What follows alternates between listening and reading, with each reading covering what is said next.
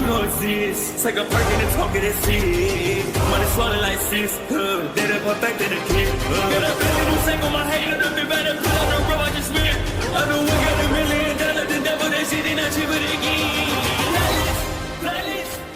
Hello and welcome back, fellow anime lovers, to MangaMuse. I am delighted to have you join us once again in the world of fanfiction and fantasy. This is the 16th part of What If Deku Helps His Best Friend Peter Parker. Smash the like, share and subscribe button for more. Also press the bell icon so that you never miss such great parts. Thanks for the introduction. Now let's dive into the world. Oh come on, Zero screamed, vaulting over a rock. Can't you say something? I invoke my right to remain silent. Oh come on. How many bullets could one man carry? Peter had swung between buildings so many times only to have his lines cut so many times that he was starting to think that Snipe had an entire armory up there. He launched himself to the final building, flicking out a line of web that ended halfway there. His eyes widened as he flailed widely in the air on instinct. His hands and feet caught the side of the building a floor or two above concrete. One quick flick of his wrist let him hear the sputtering sound of nothing coming from the web shooter. Well, this is a thing, he said, before pivoting on the windowsill as another shot went straight for him. He didn't waste any time, sprinting up the side of the building as fast as he could.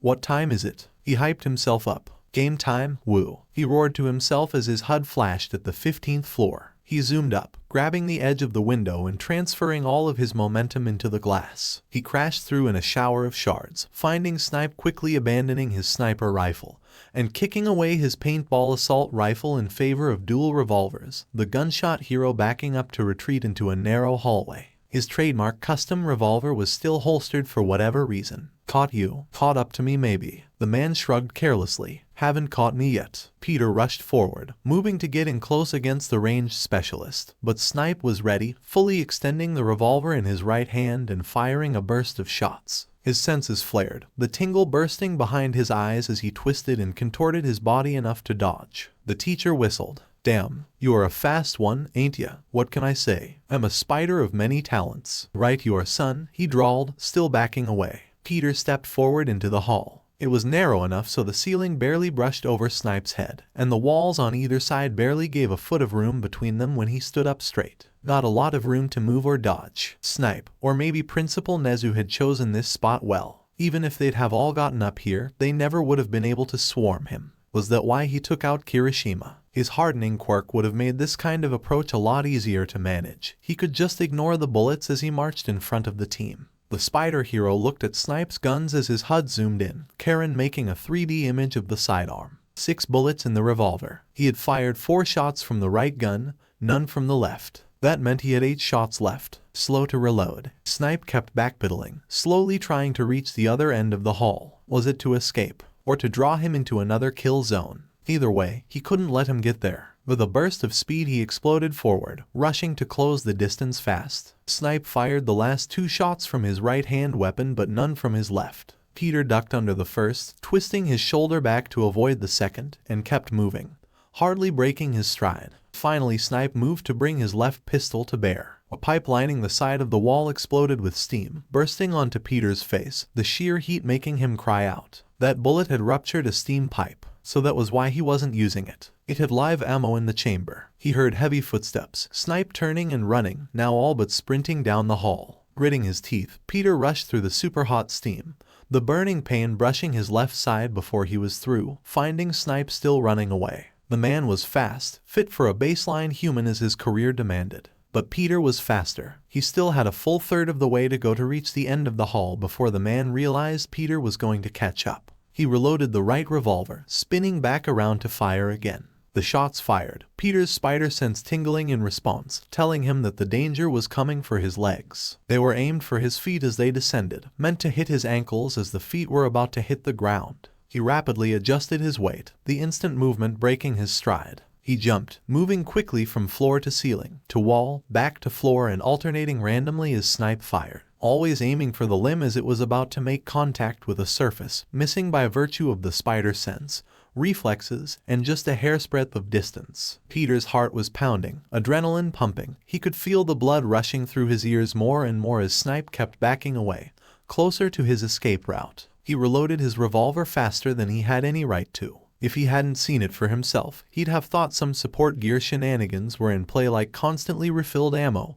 or something, or a fully automatic revolver. He shot so damn fast. But even so, with every jump, every narrow dodge, every leap, and every reload, Peter kept getting closer, kept closing the distance. Holstering his live ammo revolver, Snipe reached behind him, pulling out something that Peter recognized as a flashbang grenade. His spider sense exploded, prompting Peter to shut his eyes tight and clutch at his ears. Even so, the bang was deafening, nearly blinding through the mask, eyelids and all. But it wasn't. He uncovered his ears and opened his eyes in time to hear Snipe call, "Whoa there." But he hit the ground with a roll, regaining his feet as Snipe pulled his live ammo weapon again. Whatever he was gonna do with it didn't matter, as Peter grabbed onto the hero's wrists and slammed him into the wall, holding him in place. "Caught ya," he goaded. "Did ya now?" Snipe twisted the live ammo weapon until the nozzle was right beside Peter's head. Then he pulled the trigger. The bullet missed, of course, but the sound didn't. The burst of gunfire, the massive bang going off just an inch away from his thinly veiled ear, sent him reeling,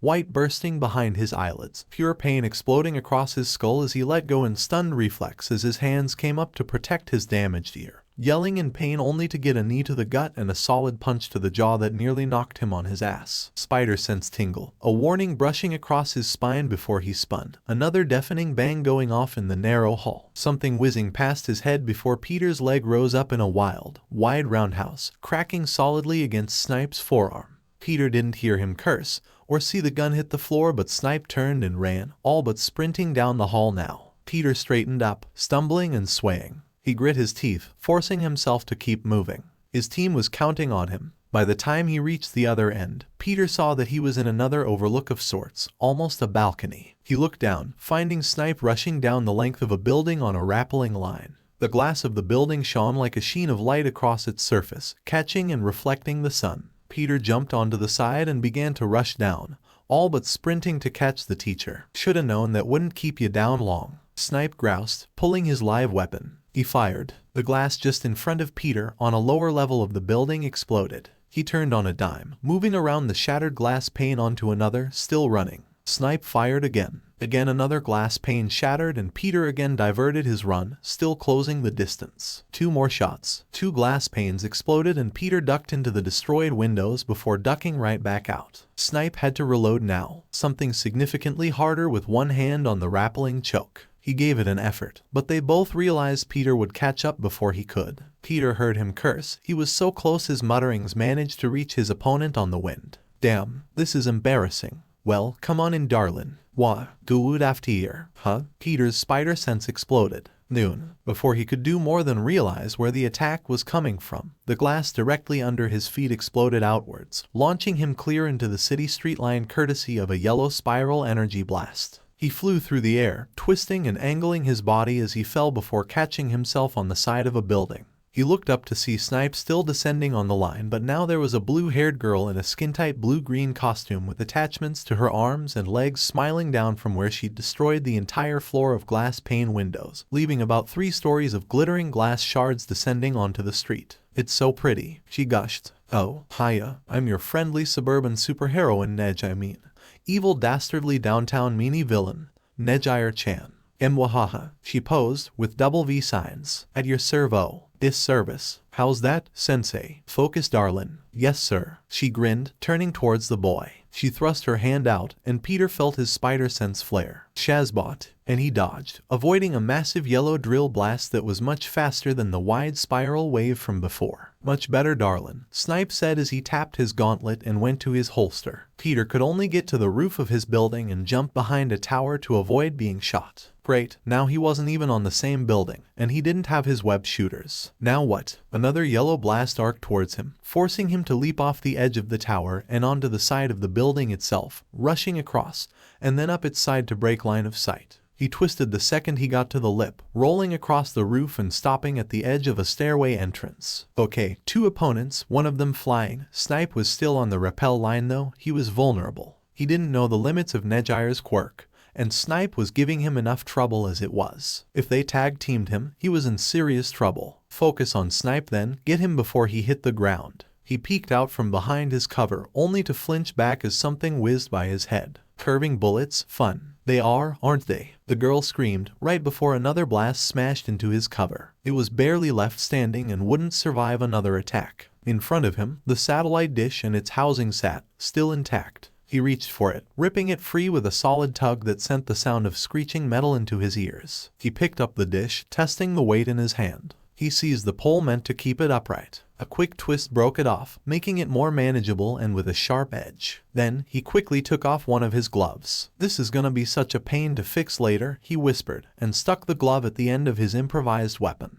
The other side of the cover blew out with another wave of energy, and Peter chose then to move. He stuck the pole out, his red glove sticking out like a sore thumb. To a close inspection, it wouldn't fool anyone, but as expected, the instant it went out of cover, a bullet snaked out to hit it. In that instant, Peter took off from the other end of his cover. Both combatants hid whatever surprise they might have had well. Nejire aimed both of her hands at him, so Peter channeled his inner Captain America and brandished the satellite dish like a shield. Nejire's yellow energy smashed into him, almost pushing him back before he powered through it, keeping his pace as he rushed headlong towards Snipe. It gave Peter just enough time to get to the edge of the building and jump for all that he was worth. Snipe's gun was trained on him. One shot he'd curved, another he'd shot his glove with, leaving 4 left. The first bullet fired and Peter brought his shield to bear, the force hitting the edge, knocking Peter into a spin as his spider sense went off behind him, and Peter used the momentum of his spin to toss the impromptu shield towards the glowing Nejire like Cap would.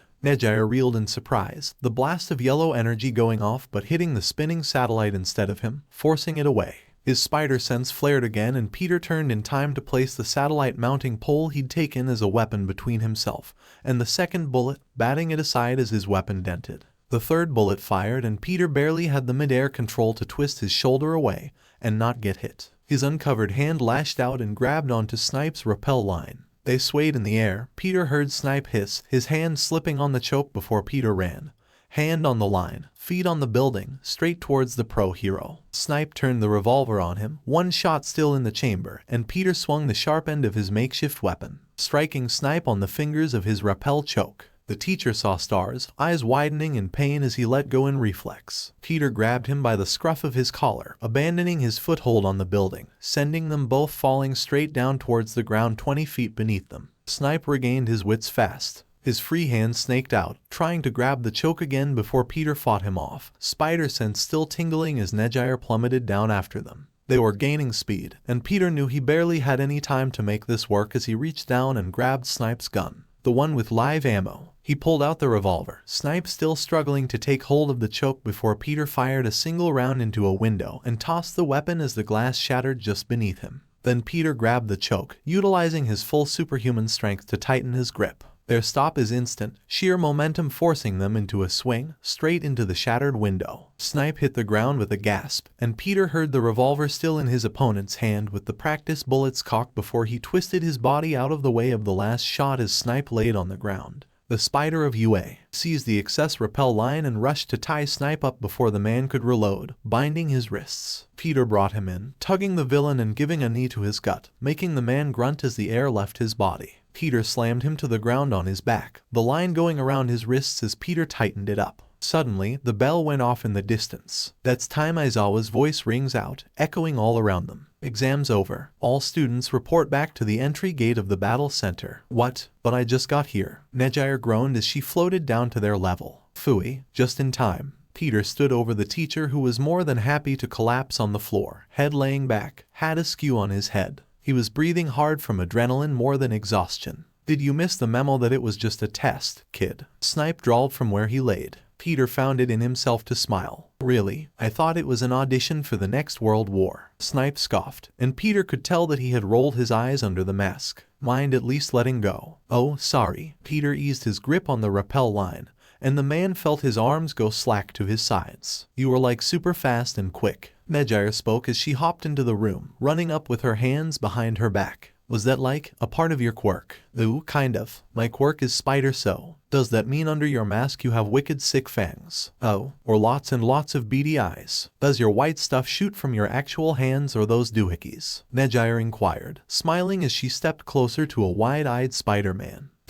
Peter took off his mask, showing off his face as he blushed and grinned awkwardly. Totally human. Right now gotta go to Aizawa. Don't wanna be late. Bye. He ran past the blue net and began running across the ground, jumping over debris and a collapsed crane. Minutes later, all of the students and the examiners stood in front of Aizawa at the entry gate. The underground hero blinked languidly at them with his hands in his pockets. At least his eyes didn't look ragged. Alright, let's get started. Zero. The tape user straightened, surprised at being the first to get called out. Me. Your performance in this exam was middling. Aizawa shrugged. Nothing extraordinary, but nothing horrendous. It allows you to pass, but there were other ways you could have contributed. You were so focused on simply remaining in your comfort zone you didn't ever try to consider or implement plans of any particular innovation. You limited yourself to using your tape for mobility, restraining targets you knew the tape could restrain, and occasionally comboing with Uraraka at her urging. But like, what else could I have done? As a single example, Uraraka's power makes things, effectively speaking, weightless. When she touched Ectoplasm's large clone, your tape would have been an excellent measure to increase the effectiveness of that restraint. But he'd just rip right through it. He was made of jelly. Weight is needed to affect other things. Even if he could have ripped through it, it wouldn't have been quickly or effectively. It could have easily tired him out. Furthermore, using your tape to try and tangle the legs of the spider tank Nezu was first driving and could have gone a long way in slowing it down and prevented him from reuniting with his comrades. He shrugged. As I said, you pass, but there is much improvement to be had. I expect you to work on being more creative and innovative in the future, Cellophane. Why, yes, sensei, Zero replied, hand rubbing the back of his head. The shaggy-haired man turned towards the taller, multi-armed boy. Shoji, Aizawa barked. The four-armed student stepped forward. Yes, sensei. While similar to Zero, you didn't show much innovation in your quirk usage. You did, however, show an aptitude for critical thinking and strategy. The utility and input you provided for your team in developing a strategy and determining the nature of the test was invaluable. I would like to see more tactical thinking like this from you in the future in terms of combat applications. But besides that, your performance was good. You pass. He bowed. Yes, sensei. Kirishima, the red-haired quirk user, cringed, looking down as he stepped forward, hand rubbing his arm. Your participation in the exam was cut short, no mistake there. Kirishima bit his lip and closed his eyes. But in the time that you were present, you demonstrated the ability to think on the fly, the willingness to support your teammates, and overall teamwork skills. You damaged the enemy's vehicle and saved a fellow student from potential injury, easily applying your quirk to its maximum benefit. You pass. The young man looked so relieved that he could have fainted on the spot, even as Ishido whooped beside him. Attaboy, Kirishima. Ruhuo. I passed. Kirishima himself. You did it, buddy. Peter cheered. Ishido's voice, however, brought Aizawa's eye her way. Ishido. Peter clamped up and stepped to the side. The pink-skinned girl stiffened. Similar to the first two, you did not perform creatively with your power, but similar to Shoji, what you did use, you used well, and covered some bases your teammates missed, such as pretending to call first responders with your location and what the situation was. On top of that, while your teammates took to the rooftops, you remained on ground level, giving warning and caution to the civilians there along with having enough mobility to catch up. He paused, allowing the girl to grin in self-satisfaction at her teammates' slightly confused looks. You need to improve, however, when it comes to self-sufficiency. You showed little initiative on your own, relying wholly on following your teammates' cues and plans. There's nothing wrong with being a team player, but there will come times in the future that you will have to work alone. Work on it.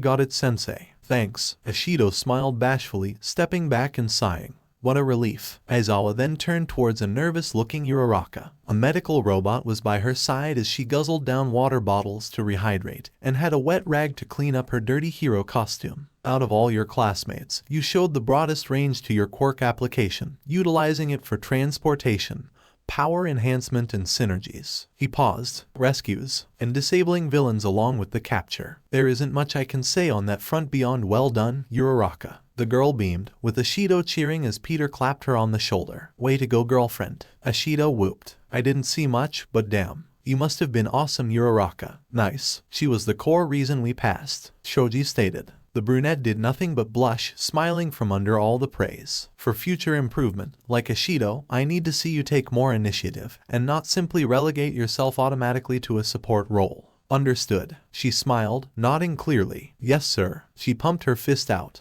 I'll show you an improved Eye of the Tiger next time. Aizawa was quiet for a moment, Duly noted. Finally, the man turned towards Peter. There was a brief lull of silence. Why did you choose to confront Snipe by yourself? Peter blinked. I knew I was one of the fastest, and with Kirishima gone I was the only one that could dodge his bullets for any consistent amount of time. The team needed cover. Aizawa's face coverings offered little in the way of reading the man, other than providing a distraction for your team.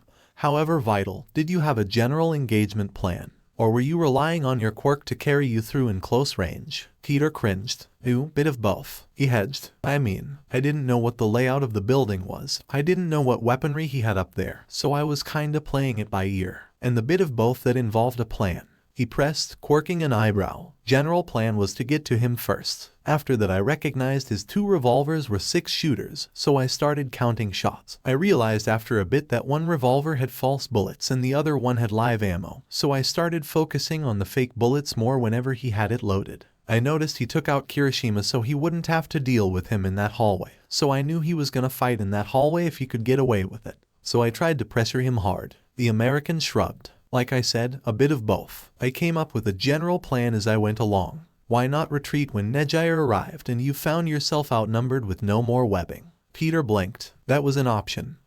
Well, somehow he doubted I figured I could take them would fly with Aizawa. Then he remembered. I saw that Snipe was vulnerable on the rappel line. He said, it wasn't a lie. If he's there, he can't reload. It's harder to aim, even for him, and if I ran and let him get to his next spot it'd be pretty much back to square one. This time with no web shooters. At that statement, Peter turned towards Snipe as he stood with the other 2 teachers and Nejire. Those things are hard to fix, you know. He shook his fist. The cowboy shrugged. Aizawa eyed him for a long moment, almost searching for the falsehood. Peter turned back towards him, biting his lip under his mask before the man reached into his pocket and pulled out some eye drops as he began applying them. Alright. While I'm not a fan of solo heroics and a team-based exercise, you pulled it off and captured the villain even when outnumbered and in a disadvantageous situation. On top of that, you kept a sniper and a villain who can rule the skies occupied while the mastermind was captured. And you wound up capturing the sniper. Peter perked up, grinning. Second round of class 1 gets a full passing score, Aizawa said with a monotonous tone. Alright. Ashido cheered, high-fiving Uraraka and Shoji. Weren't we awesome or what? I still can't believe I passed, but we did it. Kirishima exclaimed with glee as he walked up to Peter. I knew I could count on you guys. He and Zero exchanged high fives, as did Peter. The other teachers stepped forward. Uraraka, excellent work making me weightless. Ectoplasm added. That caught me off guard how you managed to make my clone levitate like that. Indeed. When I saw ectoplasm float like a balloon I couldn't believe my eyes. Nezu elaborated as his paw was shaking. Principal Nezu. You okay? Zero asked. Oh, it's because you hit me didn't ya? He flexed with an arm. Knew my helmet was tough enough to take a punch. Nezu groaned, biting his lip. Not really. He's going through a coffee crash. Ectoplasm explained as Snipe knelt down and helped support the white-furred animal man. Easy boss. Let's get you some sleep. Oh, I believe a nap would be nice, but I must see through to the end of our student's exam. Nezu raised a hand. Bring me more coffee. The medical bot beside Uraraka, who had finished giving her water and had some stained rags, let out an affirmative before it wheeled off. Class 1A, meet down here in 5 minutes. We are taking the bus to the USJ. Aizawa spoke to the camera. I'm just glad we all passed. Uraraka spoke, taking a deep breath, looking down at the stains on her costume. I'm going to need to get this cleaned up though. Yeah, Peter shrugged as he saw the other class of students come in sight as they walked towards the bus, line sticking to the back. The drive to the USJ was a short one as Izuku did his best to calm his racing heart. This was it, his turn. The final exam he would be taking part of as he got off the bus with his classmates. While on the way there, he, Yaoyorozu, and Ida were talking about potential scenarios they would have to face in a disaster situation. Taking note of the prior exams, Ida took up the role of aiming to talk to and utilize any first responders. Yaoyorozu would be handling support, making any items needed for medical relief or rescuing others. Jiru and the others would follow their lead. They walked in first, taking the lead as they followed Aizawa into the facility. Izuku bit his lip. Last time he was here, he was carried out with mangled legs and an arm. And people were scarred in more ways than one. He shook his head. Focus. Disaster team, remain with me, Aizawa said as they got to the entry level of the wide and expansive USJ. Rest of you, proceed to the observation room behind you. Good luck, Deku. Uraraka called out. You can do it, Midori. Momo-san. Jiru-san. Peter called out. Yaoyorozu beamed lightly, looking back and waving. As Kacchan stepped up, he turned and gave Deku a stare before going up. Todoroki gave a nod before following. Todoroki, Kacchan and Peter passed. Now it was his turn. Monja, look down there, Aoyama declared as the students stepped forward and looked down. The entire central plaza of the USJ was covered in buildings, and the shipwreck zone had more boats in it than just the one small cruise ship. In addition, there were other buildings, mock ones, based around the mountain zone, and buildings stretched all the way to the rock slide zone. Now then, students, Aizawa spoke out, and Izuku paid attention as his teacher stood with his hands in his pockets. This is the last final exam of the day, so I hope you have been taking notes on what kind of exam to expect. By the title alone and where we are, you as a team will be thrown into a disaster situation. Now, here is your setting. You are a group of local heroes in this coastal town. Izuku nodded, completely focused. The scenario here is simple, Aizawa continued. A hurricane is approaching rapidly. People have been unable or unwilling to evacuate. This isn't a disaster that will ebb and decrease in intensity as an earthquake would. This will continue to escalate. There will be gale force winds that will pick up speed as time goes on. Unlike the other scenarios that were limited to 15 minutes, this team has an hour. The hero nodded. This is a race against the clock, and I promise you will need every second of it. There won't be any villain fights within, but expect your own brand of surprises within this scenario like the robbery and chase teams faced. The homeroom teacher of Wanna turned his eye behind them. 13 and All Might stepped into view, the helmeted heroine offering a wave with what seemed like a smile beside the ever-grinning symbol of peace. All Might and 13 will be present in this exam.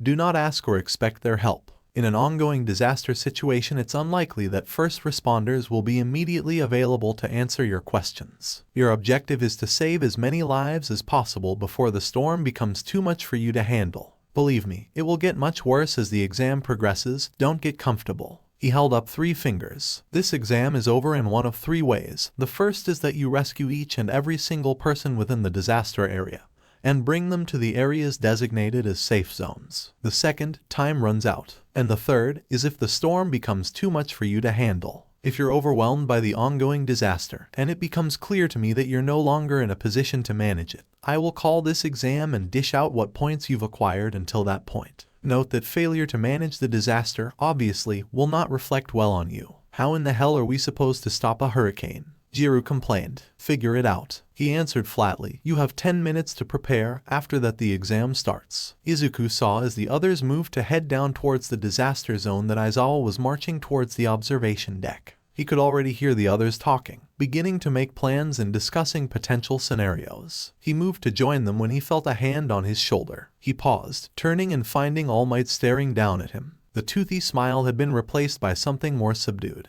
Show me, he said, quietly next to his usual boisterous tone. Show me how far you've come, young Midoriya. Izuku looked up, smiling and nodding. I will. And he ran down to join his teammates. Izuku ran down the hill to join up with the other students as they made it to the ground level of the plaza, taking note of all the buildings. As Aizawa said, the plaza, in fact, most of the USJ was retrofitted to look like a coastal town. The ocean portion came from the shipwreck zone, and the former conflagration and downpour zones had disappeared, their large lots replaced with massive pools. How those giant domes disappeared the green-haired boy did not know, but if he had to guess, they had probably sunk below the entire facility to expand the shipwreck zone. The shore had mock docks and boats placed around, and out in the main waters, boys bobbed up and down. Alright, we will begin with level 0 as you prepare. Note the timer. At the far end of the USJ below some kind of rail, a big board appeared, and it began to count down from the 10-minute mark when they would start. When the timer hits 0, your exam begins. Aizawa's voice said again over the speaker as Izuku nodded, joining his peers. Okay, we are here to respond to a hurricane. Ida spoke out. Our first mission is to find as many people as possible and hang on, remember what Aizawa said. Momo interrupted as she stepped up. We need to find safe zones first. Then, from there, we will begin to collect and gather the civilians that are unable to or are unwilling to leave. The skimpy-clad heroine suggested as Jiru nodded. So we have to find those first. Who's on duty for that? Takoyami asked, his dark cloak catching the artificial breeze. Momo turned towards Izuku, and he perked up. Midoriya, I want you and Aoyama to go find designated safe zones around this mock town. Since the waves and winds will be coming from the water, we can assume that they will be concentrated towards the ruins, landslide, and mountain zones. Izuku perked up and nodded as he saw Momo's stomach glow, the aspiring heroine removing what Izuku recognized as smoke flares before she handed them to Izuku and the Japanese French boy.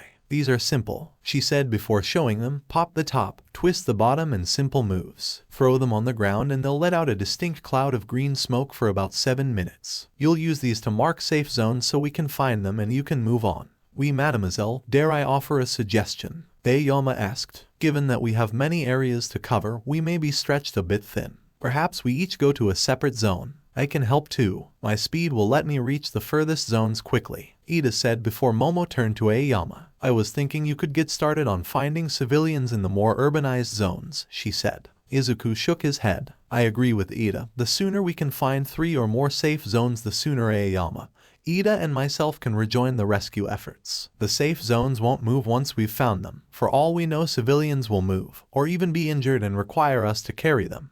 3 people can take on any circumstances easier than just Ida with his speed. She seemed to hesitate for a moment before running the arithmetic in her head and nodding, forming more flares. Then, immediately she began making a cavalcade of walkie-talkies with each unit clattering to the floor. Everyone take these and keep in contact. The wind began to pick up as Momo's ponytail flailed in the wind and Izuku turned. Below the board on the rail, he saw All Might, 13, and Power Loader. They weren't gonna get help in the exam. That meant that All Might and 13 would be hazards, observers. 13's black hole could definitely generate a simulation of wind force, and All Might was capable of literally punching the weather out of existence. And for the tech that must be around here, Power Loader must be handling it. Midoriya, which zone will you head for? Momo asked, snapping Izuku from his distraction. Ah, Izuku exclaimed. He felt one for all surge within him. I'll take the mountain zone. I can handle the landslide zone, Aoyama declared. I can cover the ruins faster, Ida added. Momo nodded. Okay everyone, she called before turning towards Ajiro, Takoyami, and Jiru, all of whom now had walkie-talkies. I'll work on making essential gear as we go along, but not too much. This exam is going to last an hour if things go well. Her obsidian eyes turned over to her classmates. Jiru, can you use your quirk to find people? Sure, Jiru nodded, eyeing a building.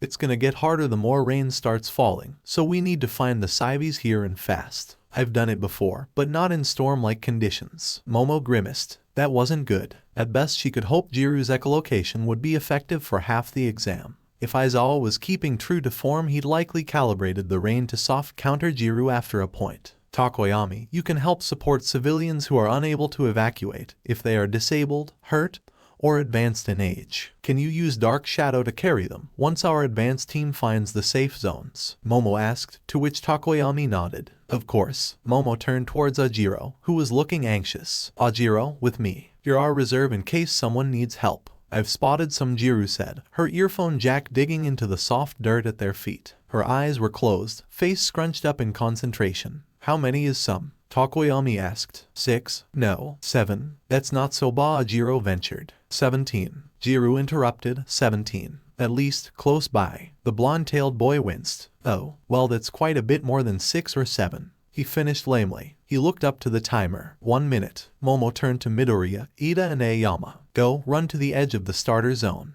The second the timer goes off, find those safe zones. The 3 of them nodded, taking off and rushing away. The seconds counting down on the big board as the winds blew through the dome made Izuku flex and clench his fists over and over again.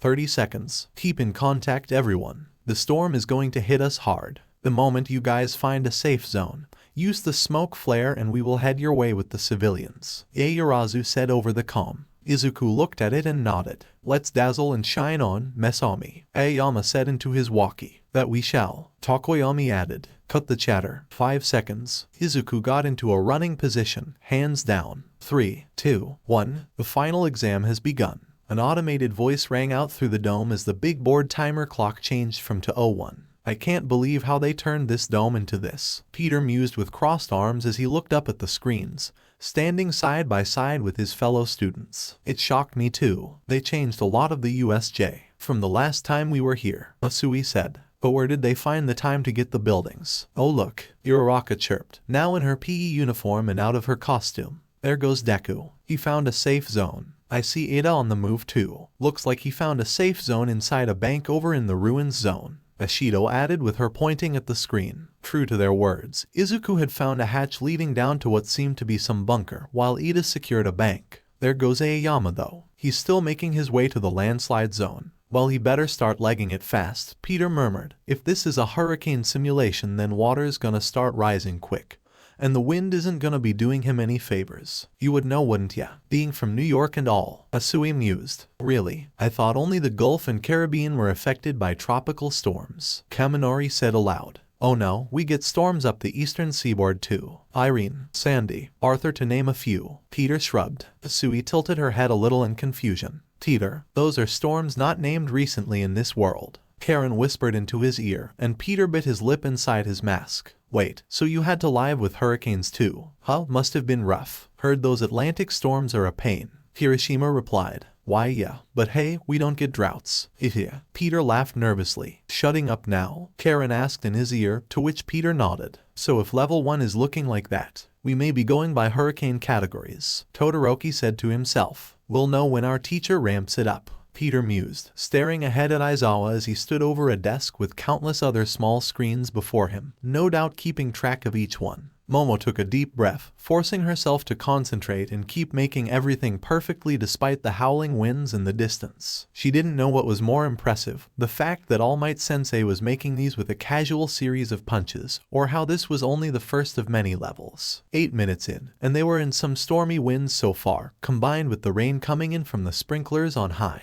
She purged the thoughts as soon as she could. Focus. She needed to operate at maximum capacity if they were going to get through this. With one final tweak, she put the extra supplies aside, pulling out a series of bandages for the few civilians that had been dropped off at their temporary base. From what Momo could tell, it was supposed to be an old bank, and built to last like one. It would do for now. Whether it would last was up to discussion, but she ignored it as best she could in order to maintain a more professional outlook. You'll be fine, she said, wrapping a bandage around the wound on the arm of a civilian. Whether it was on one arm or the other, it didn't matter, she kept moving. It was almost 10 minutes into the exam, and it was becoming mind-numbing going from one to the next. She wasn't sure where Aizawa had found so many people. It couldn't just be from parents. She could recognize some of the Gen Ed students, some of the support course ones from the 2nd and 3rd years, along with various janitorial staff. With a crack, the door to the bank was thrown open, with Ida pulling in another set of civilians in a handheld flatbed cart he'd found near the landslide zone on the way to the ruins zone. Those that could make it out did, joining with the others, and the one that couldn't, Ida brought her over personally. She looked outside and saw a smoke signal rising near the mountain zone.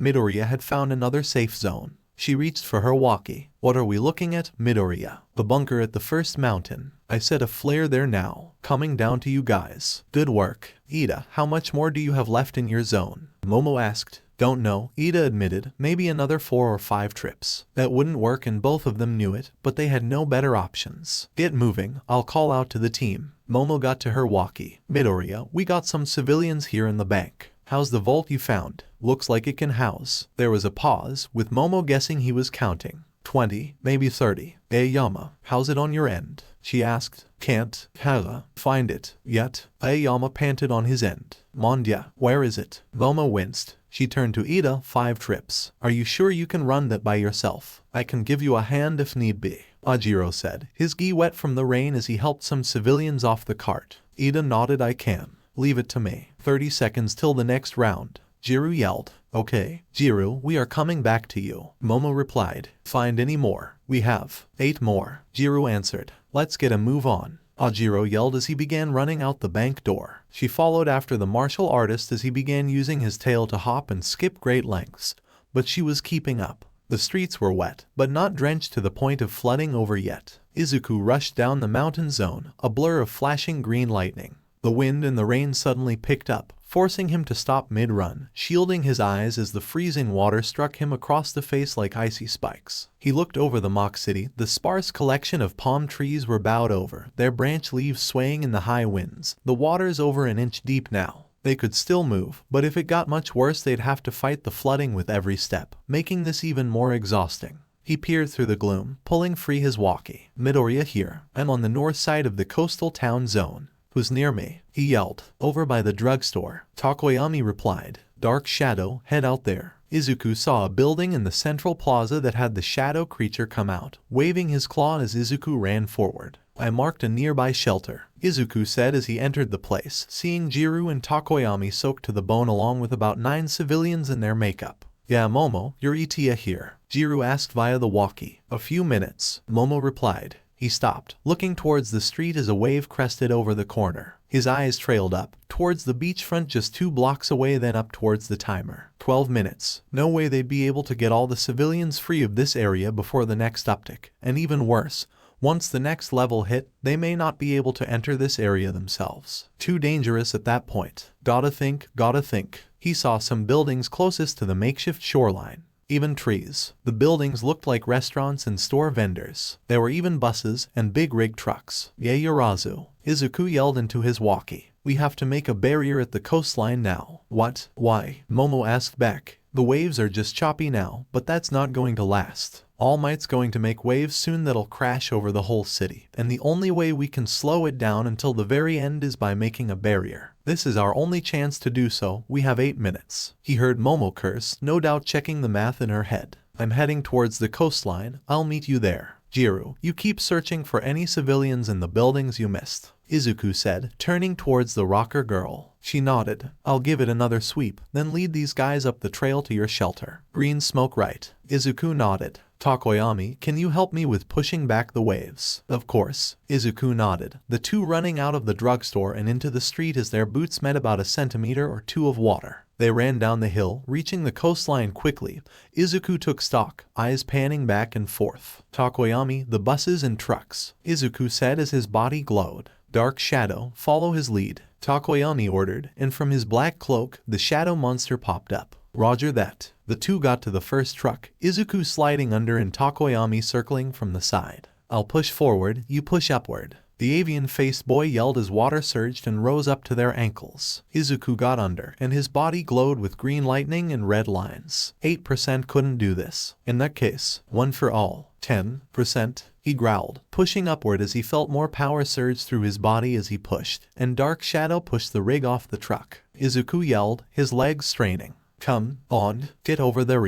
Dark Shadow roared, and with a mighty heave, they got the truck onto its side with a crash, barricading the street and sending water up everywhere. Not a moment too soon as the waves went by the sides of the truck's cab. Izuku turned, seeing Dark Shadow look larger as the USJ darkened. Clouds began to gather overhead in the dome. Dark Shadow increases in power the less light there is, but he's harder to control. Pushing over large objects shouldn't be an issue though. Takoyami yelled. Okay, let's move on to the next one. Right? Momo ran as fast as her legs could carry her. Her heart thundered in her chest, but she couldn't hear it over the roar of the wind. Ajiro led the way, keeping pace with her. I know I'm not supposed to ask this while we're in the middle of a storm, Ajiro said, vaulting over a flipped car.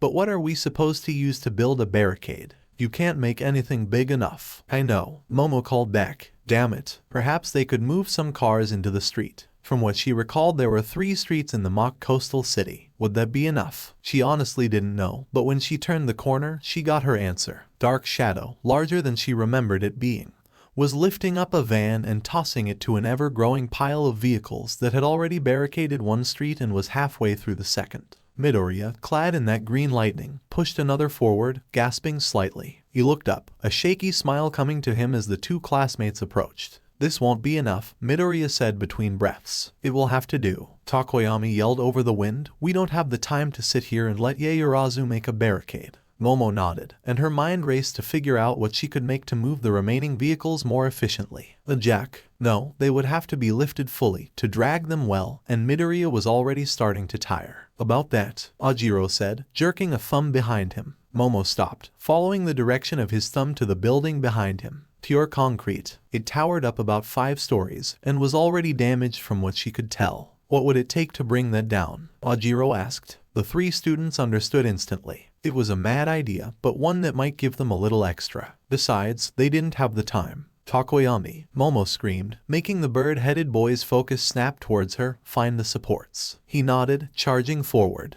Dark Shadow roared, smashing straight through the wall of the building like it was made of styrofoam. Quickly as she could, Momo pulled out the biggest sledgehammer that she could make. It fell to the ground, its weight far more than she could handle. Ajiro's tail grabbed hold, thinking ahead. Once he finds them, get into position. He nodded, following after Takoyami. Midoriya, I'll be on the other side. Midoriya said, just signal me, and I'll blow it down. He didn't wait for confirmation, rushing to the edge of the buildings and leaping straight over. Momo didn't give herself a moment of rest, heading into the building as well. The interior was Spartan, as the test wouldn't need any more than that. As such, the support beams were clear as day. Ajiro was standing near one, while Takoyami stood next to another, which left Momo to eyeball the rest. 6 pillars in total, they would need to make this fast. Those 2 and the ones behind it, Momo ordered, and the 2 boys went wild. Ajiro's tail practically blurred, swinging the hammer with reckless abandon against the pillar. Dark Shadow's claws lashed out, rending concrete apart instantly. By the time that Momo had already run half the length of the first floor, the supports were almost unrecognizable. Both of the boys sped through them faster than her, both of them striking with as much force as they could as they kept moving.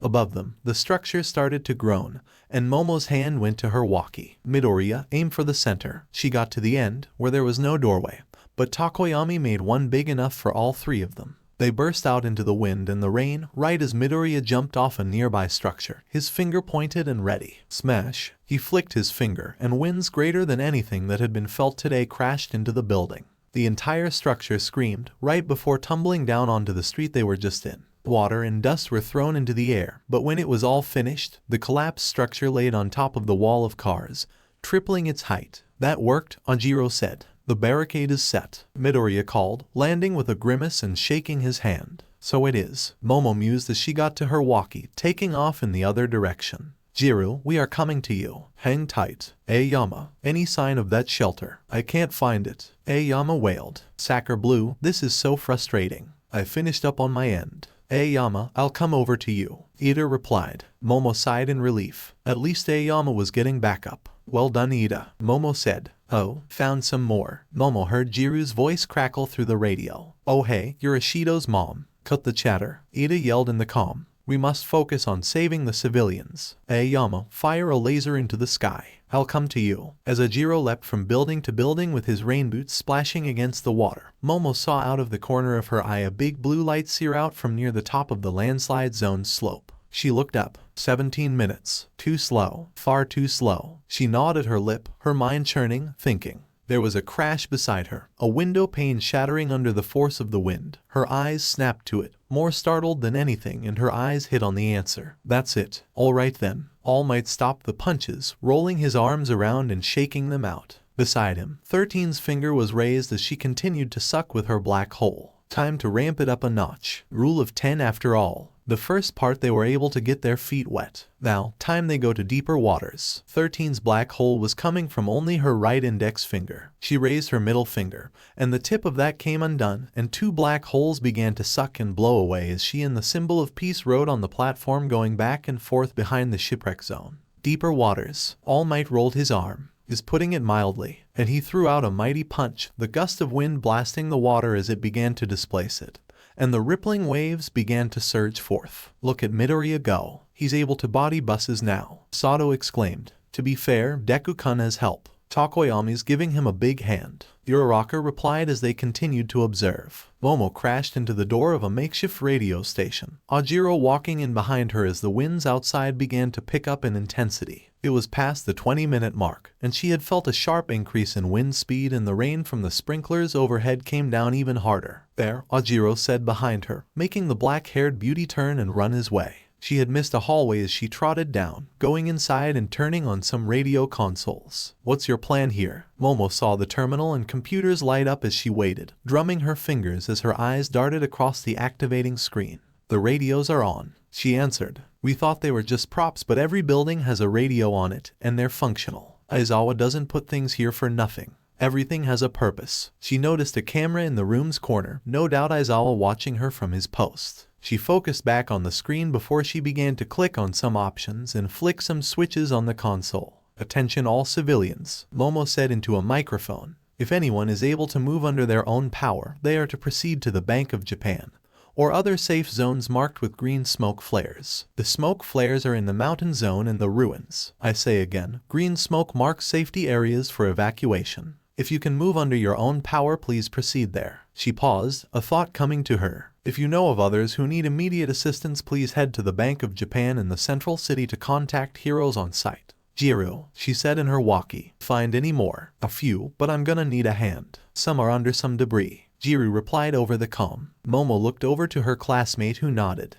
Where are you at, Zaru? Ajiro inquired. Buildings near the ruins. The blonde boy left the room. Leave it to me. Ajiro got out of the radio studio and lifted off with his tail as Momo ran out after him. Wind racing through her hair as the rain came down hard. Status everyone? She asked over her walkie. I'm with Aoyama now. No sign of that damned shelter. Ida replied as Momo pinched the bridge of her nose. She looked out to the timer. 24 minutes. Forget the landslide zone. Get down from there and help Zaru. Shouta had always been of two minds about disasters. Statistically, disaster situations were universally considered to be the worst of any situation that a hero could find themselves in.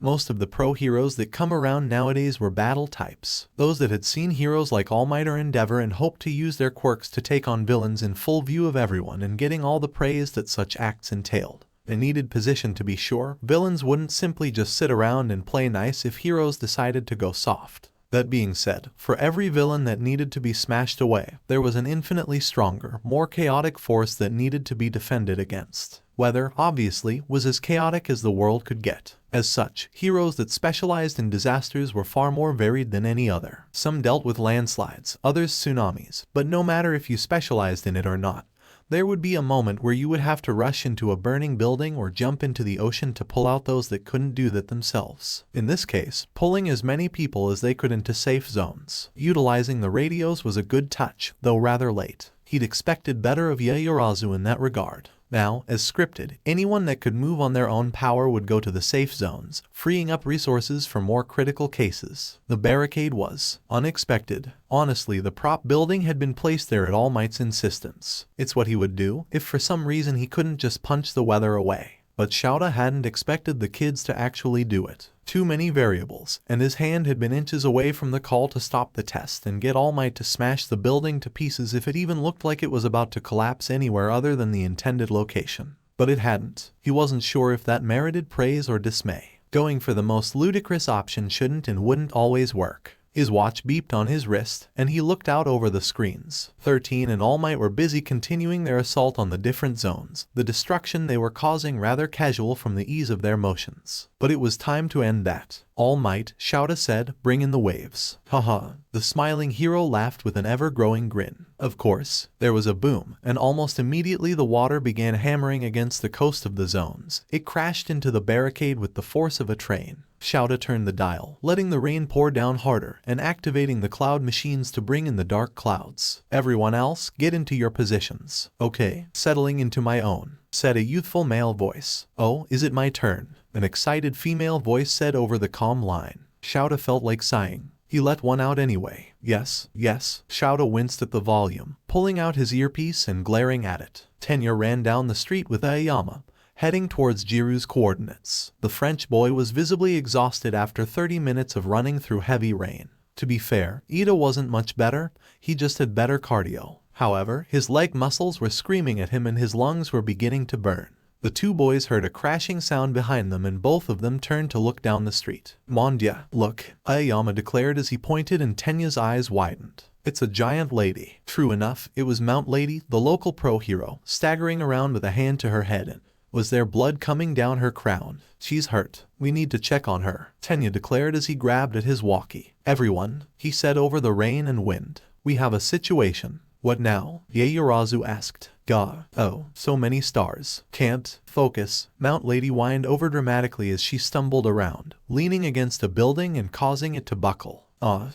Yep. She fell over with a trip, creating a quake that made the armored boys stagger. Mount Lady is here and she's hurt. From what I can tell, bleeding from the head, Tenya explained as he began running. Wait for me, Mon Ami. Oh, it's going to take ages to clean my shining armor, whined Aoyama as he began running after Tenya. Mount Lady is here, Tokoyami asked, but Aizawa said we wouldn't be getting any help. She must be playing the role of a civilian with a dangerous quirk. Has to be, Ajiro surmised on his end. Tenya pocketed his walkie, looking back at a slowing down Aoyama. Okay, let's see what we can do. If we need help, signal for Ajiro and the others with lasers into the sky. Can you do that? Tenya asked as they ran across wet sidewalks. The streets were rising up, the boys' strides making splashes as they ran towards where they saw Mount Lady fall. Huff, huff, buy in, sir. They rounded the corner to get to the main street of the ruins zone, finding a big crater. But no Mount Lady. Miss, Tenya yelled as he trotted about, breathing heavily as he got to the crater. Miss, are you okay? Suddenly there was the sound of crunching earth and steel as Tenya saw growing arms and legs from within the crater. Whoa. He backed off, then sprinted as the arm came down and made loud splashes. The armored boy stopped by his comrade and turned around, seeing Mount Lady drenched and dirty, and obvious fake blood running down her head.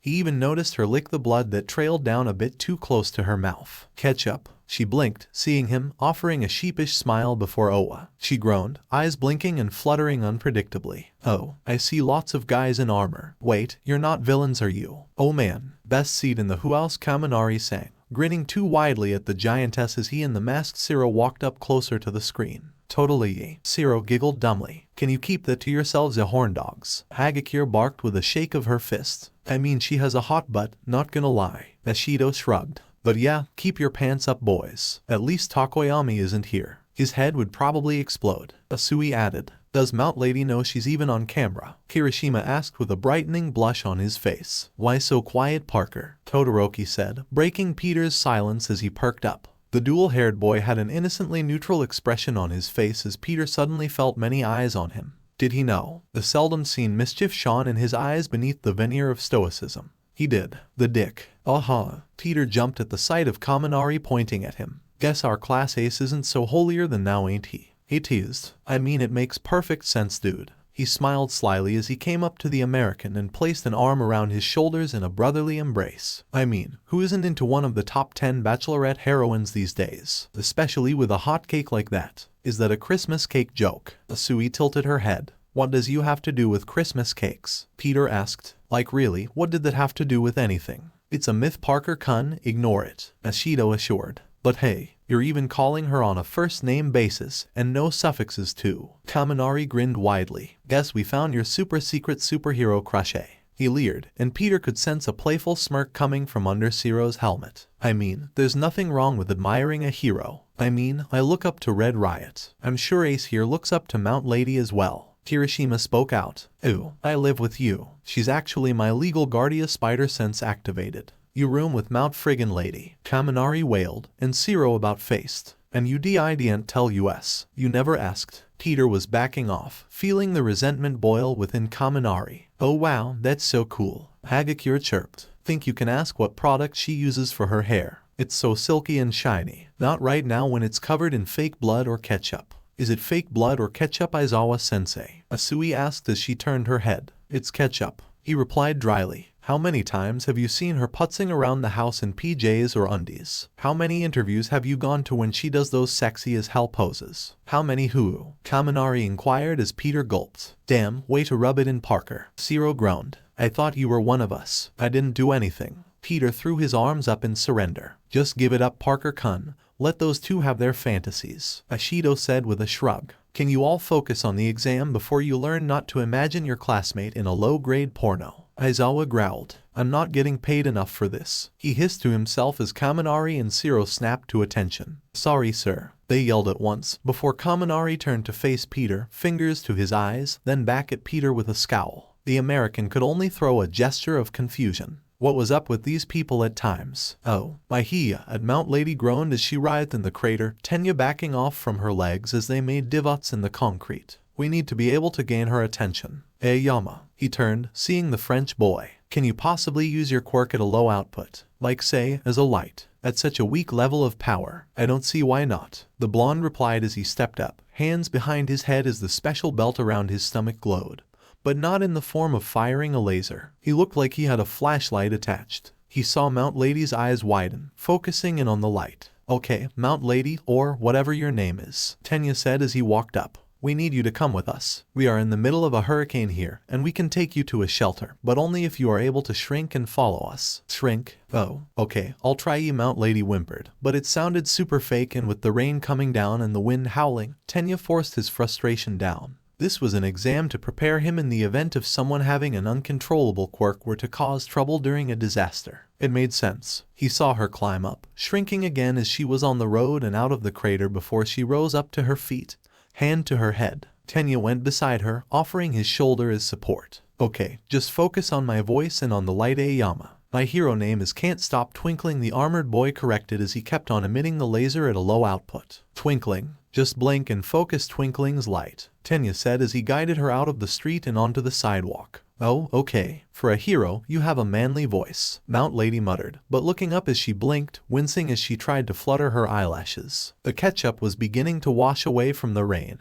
and Tenya noticed her eyes looked foggier than usual. Symptoms usually reminiscent of a concussion given her dilated pupils. Contact lenses to reduce vision. Aoyama led the way as he walked backwards, his blue naval laser flashing with several second intervals as Mount Lady was supported by Tenya, the trio going to the sidewalk to brace themselves against the winds. Tenya noticed Aoyama wince here and there as he noticed the bank. I see the bank down the road. Just keep walking, Tenya said as he felt the winds pick up more and more, and he saw why Aoyama was walking with a grimace. He didn't have a stomachache. He was taking some shots of debris against his armor. Tenya immediately went to the other side, with Mount Lady closest to the ruined skyscraper, and the blue-haired boy on the side closest to the street. He felt some debris shots pelt off his armor as he did his best to protect his charge. Oh, it's so windy. I can barely see a thing. Mount Lady whined, hands over her face. Mademoiselle, please calm down, we are here, Aoyama declared, his light flashing on and off. Just follow my twinkling light. We are almost to the shelter, the armored boy yelled over the rain and gale. When you get there, I will tend to you. That I promise you. What do you mean twinkling? Tenya called out, and he saw Aoyama smile behind his red glasses. Mom here happens to be a nurse. I've learned a thing or two on first aid. Someone has to look over these civilians, he said as they made their way forward, the group struggling against the storm. By now, all the ketchup was off of Mount Lady, but Tenya could see the small rocks and debris pelting Aoyama's back as he remained closer to shield them, his hands behind his head to shield it as Tenya turned and protected Mount Lady from the stray debris. Gionanananh, I feel funny agayan. My head is spideying.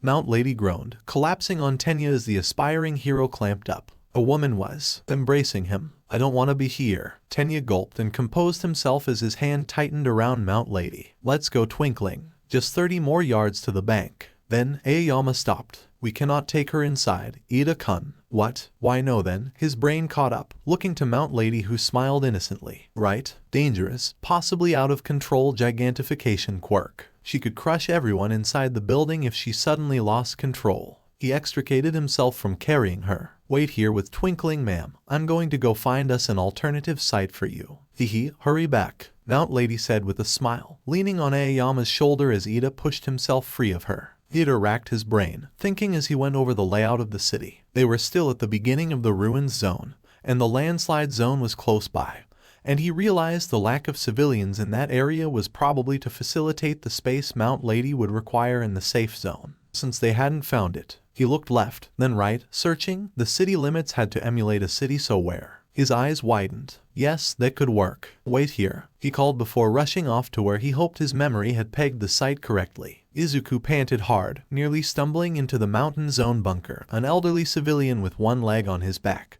holding his daughter's hand to lead them through the storm. Beside him, Takoyami and Dark Shadow led several more, with Dark Shadow carrying 2 injured people in his massive shadowy hands. The stretched length of his body coiled around 4 others to both shield them from the rain and herd them up the mountain path. This was their 3rd trip up the mountain zone, with injured in tow. There'd been a steady stream of people moving there since Yaoyorozu sent out the call through the radio, and these people had told them of others that needed help arriving. He certainly appreciated it, but 3 damn trips up this mountain zone and he could appreciate something else by now. He was exhausted, and it was all he could do to set the elderly man down gently before he leaned over, hands on his knees to try and catch his breath. Aizawa was right. This was a war of endurance. He reached for his walkie as Takoyami set down his own group, Dark Shadow hovering beside him. The bird-headed boy looked worse than Izuku felt. The naturally water-resistant coat of feathers was now absolutely drenched, all of his feathers looking matted and stringy, clinging to his scalp rather than hovering behind him in the usual crown shape. Yaoyorozu, he breathed. I think we got everyone designated for the mountain zone. Good. Yaoyorozu's voice crackled through the radio. I think we're tied up in the city center with some critical patients, but we have one more group being reported on the east side. I can hear that you're tired, but we have no one else. Can you move that way? Izuku closed his eyes, sucking down a deep breath as he looked in askance to Tokoyami, who nodded once shackily. Thank goodness. Going it alone would have been an even more miserable affair. Yeah, we're heading down there now. Yuga smiled, chatting absent-mindedly with the injured Mount Lady, who seemed more than happy to chat back. The rain was coming down harder than ever. He'd moved her under an overhead awning of a building, giving them some shielding from the heavy downpour. He wasn't sure if Mount Lady was talking back because she was a natural chatterbox as he'd heard, or if it was part of the exam, but he knew keeping someone with a head injury talking was one of the key steps in making sure they were all right. Suddenly, Ida rounded the corner, water cresting high with the slide of his boots on the asphalt. I found it. Let's go. Yuga nodded, and Mount Lady suddenly leaned much more heavily on him, remembering that she was injured. He passed her quietly to Ida, standing in front of her and activating his belly laser to act as a small guiding light. Ida directed them through the streets, up 2 blocks and down another before they found it. A mock gas station, one built for trucks no less. The overhang shielded the main area from the worst of the rain, and the pump stations had enough room between them to safely house Mount Lady if she suddenly gigantified. Come on, Ida urged. They made their way closer, stepping under the overhead roof much to Yuga's and even Mount Lady's visible relief. Right this way, Mademoiselle, Yuga called, light still blinking. Set her down here, Ida-kun. The floor was grimy, but it couldn't be helped. Ida set her down and Yuga knelt behind Mount Lady, leaning her back to lay her head on his lap. She passively laced her hands over her stomach. The ketchup ran down her neck and shoulder now, staining her blonde hair, at least that which hasn't been washed away from the rain. Ida hesitated beside them. Do you have this handled? Oh yes, Yuga answered with a smile and a nod. Go on. It's best if I assess the head injury, mon ami. The armored student nodded before taking off down the street. Yuga leaned over her. Thank goodness for nurse training from mother. Now, mademoiselle, can you tell me your name? Izuku stumbled into the building with Tokoyami directly behind him, water sloshing around his shins. The whole first floor was flooded this far down the hill. Their barricades weren't gonna hold much longer. Hello, he called. Over here. A voice called down the hall that led to a stairwell. Izuku waded through the water, Tokoyami following after him. They made it to the stairs, Izuku focusing on planting one foot in front of the other. Oh hey Izu-chan. Izuku froze mid-step, eyes snapping up to see a blonde woman sitting at the top of the stairs in a wheelchair. Her husband behind her. Goodness, you really have grown now that I've seen you in person. The green-haired boy blanched at the sight of Kaken's mom. Kaken's very attractive and look-alike mom no less. Oh hello Izuku-kun. Long time no see. Kaken's dad smiled warmly down towards him. Oh, reaching down to his pocket he pulled out a slip of paper. Ah yes, well, my wife can't walk and do. Oh, my arm is injured. He read again, then he let out a wince and grabbed his arm. Yes, left arm. Oh, somehow he gets the injured arm and I can't move my legs, she said, swinging her legs back and forth. So you guys get to move us. Rain's gonna suck though. Izuku nodded. I can take Ms. Bakugo, can why? What happened to Auntie Mitsuki, Izu-chan? She called, pouting cutely. It hasn't been that long, has it? Izuku stiffened, and Tokoyami's stare at him was starting to become a bit sharper by the moment. Dear, they're heroes. Izuku needs to act professional. And this is an exam and he needs to pass. Oh, right, she chuckled. Izuku sighed quietly in relief. Stepping forward, he smiled, trying to hide his nervousness. Ah, right, well, right this way, miss. She held up her arms, and Izuku tried not to think about how Kacchan was gonna kill him as he wrapped his arms around his mother and lifted her bridal style. Take care of my wife for me, hero. Mr. Bakugo yelled out. I'm in your care, Izu-chan. She beamed, hugging her arms around his neck with her chest against his arm and chest. Just keep running to the shelter. Just keep running. Boyahohoho. Charge Dolt laughed. Man Bakugo, that's your mom. Cape Dude added with a whistle. Well, ain't she a beaut? Friggin' A. Holy damn, she just fine. Charge Dolt continued. Mount Lady and one hot mama. I'd kill to be Midoriya right now. Katsuki was fighting the urge to strangle the two with his bare hands right now as his teeth began to grind. She does look great. I can see the resemblance. Pinky mused. But that guy that was with her looks a bit meek. Is that Bakugo's dad? Sugar asked. Yes, that's my old man, got a problem with that. Katsuki growled, rounding on his classmate. Sugar held his hands up and shrugged. Not really, man, chill. Sheesh, I wonder which one of them gave you your charming personality. Charged Dolt smirked. Katsuki huffed, turning away. None of your fucking business. Whatever you say, ma'am. Jiro, you sure you heard no more civilians? Momo asked, double-checking as the punk girl nodded. Think so, trying to check again now. Momo stood, stretching out her back with a grimace. She looked to one of the glass panes that reflected her image back at her. She looked pale and haggard. How many more uses of her quirk did she have in her? The waters outside were rising, cresting just over the last step before it would reach them. Can you make sandbags? Ajiro asked. She shook her head. Not enough. Not anymore. Jiro looked to them. You think the flooding's gonna reach this far? Then she stopped, eyes wide with horror. Jiro, what's wrong? He asked. I hear something, she said, face pale. Then, without warning, the earphone jack quirk user bolted, rushing out the door and into the rain with a scream. I had them all. Damn it, how could I miss one? Jiro ran back into town. Jiro, Kyoka's radio crackled at her waist. Jiro, what's wrong? Where did you go? Missed one. What? There's a civilian in the town? Yaoyorozu asked over her end, sounding flustered. I know. I thought I found them all, she said, then she heard it again. The whistle as the purple-haired girl had her head on a swivel. Then, there was a rumble, a shaking in the ground, and Kyoka turned towards the shoreline as a massive wave crested over the barricade line, like the maw of a great beast looking to swallow her. She screamed, rushing into the nearest building and pressing herself solidly against the wall. The wave smashed into the surface, feeling like a punch to the ribs even through concrete. Gah! Kyoka fell on her backside as a wave crashed into her, falling flat on her ass into waist-deep waters. She got back up, sputtering and looking at her walkie as she coughed. The antenna had been snapped clean off. Shit. She looked outside. The waves were enormous now, all but deafening her sensitive ears. Where was that whistle coming from? There it was again. She turned. The gym. One of the bus barricades had been pushed down courtesy of the winds and rain, and smashed into the building. She gasped, and ran forward in rising water going past her knees. She trudged on through the water, her legs burning as she pushed against the rushing sea. She saw another storm surge, and it slammed against the debris of a building Yaoyorozu and the others had brought down earlier as she picked up the pace. She got to a higher ground at a restaurant, and saw the debris surge past. The whistle again. I'm coming, she yelled, her jacks extending as she let out a shockwave, breaking down the door for her to shoulder tackle through. The restaurant wasn't flooded, but the windows were destroyed and furniture was everywhere as she ran past, going through and out the other side as she made it to the gym. There was debris everywhere, and it was flooding in, and fast. She stumbled inside. The equipment was thrown about everywhere, the waters reaching almost to her chest. The whistle was shrill, coming from the far end of the gym where she saw someone, pinned under a piece of heavy gym equipment, blowing into a whistle. She waded through the waters, cursing and breathing hard.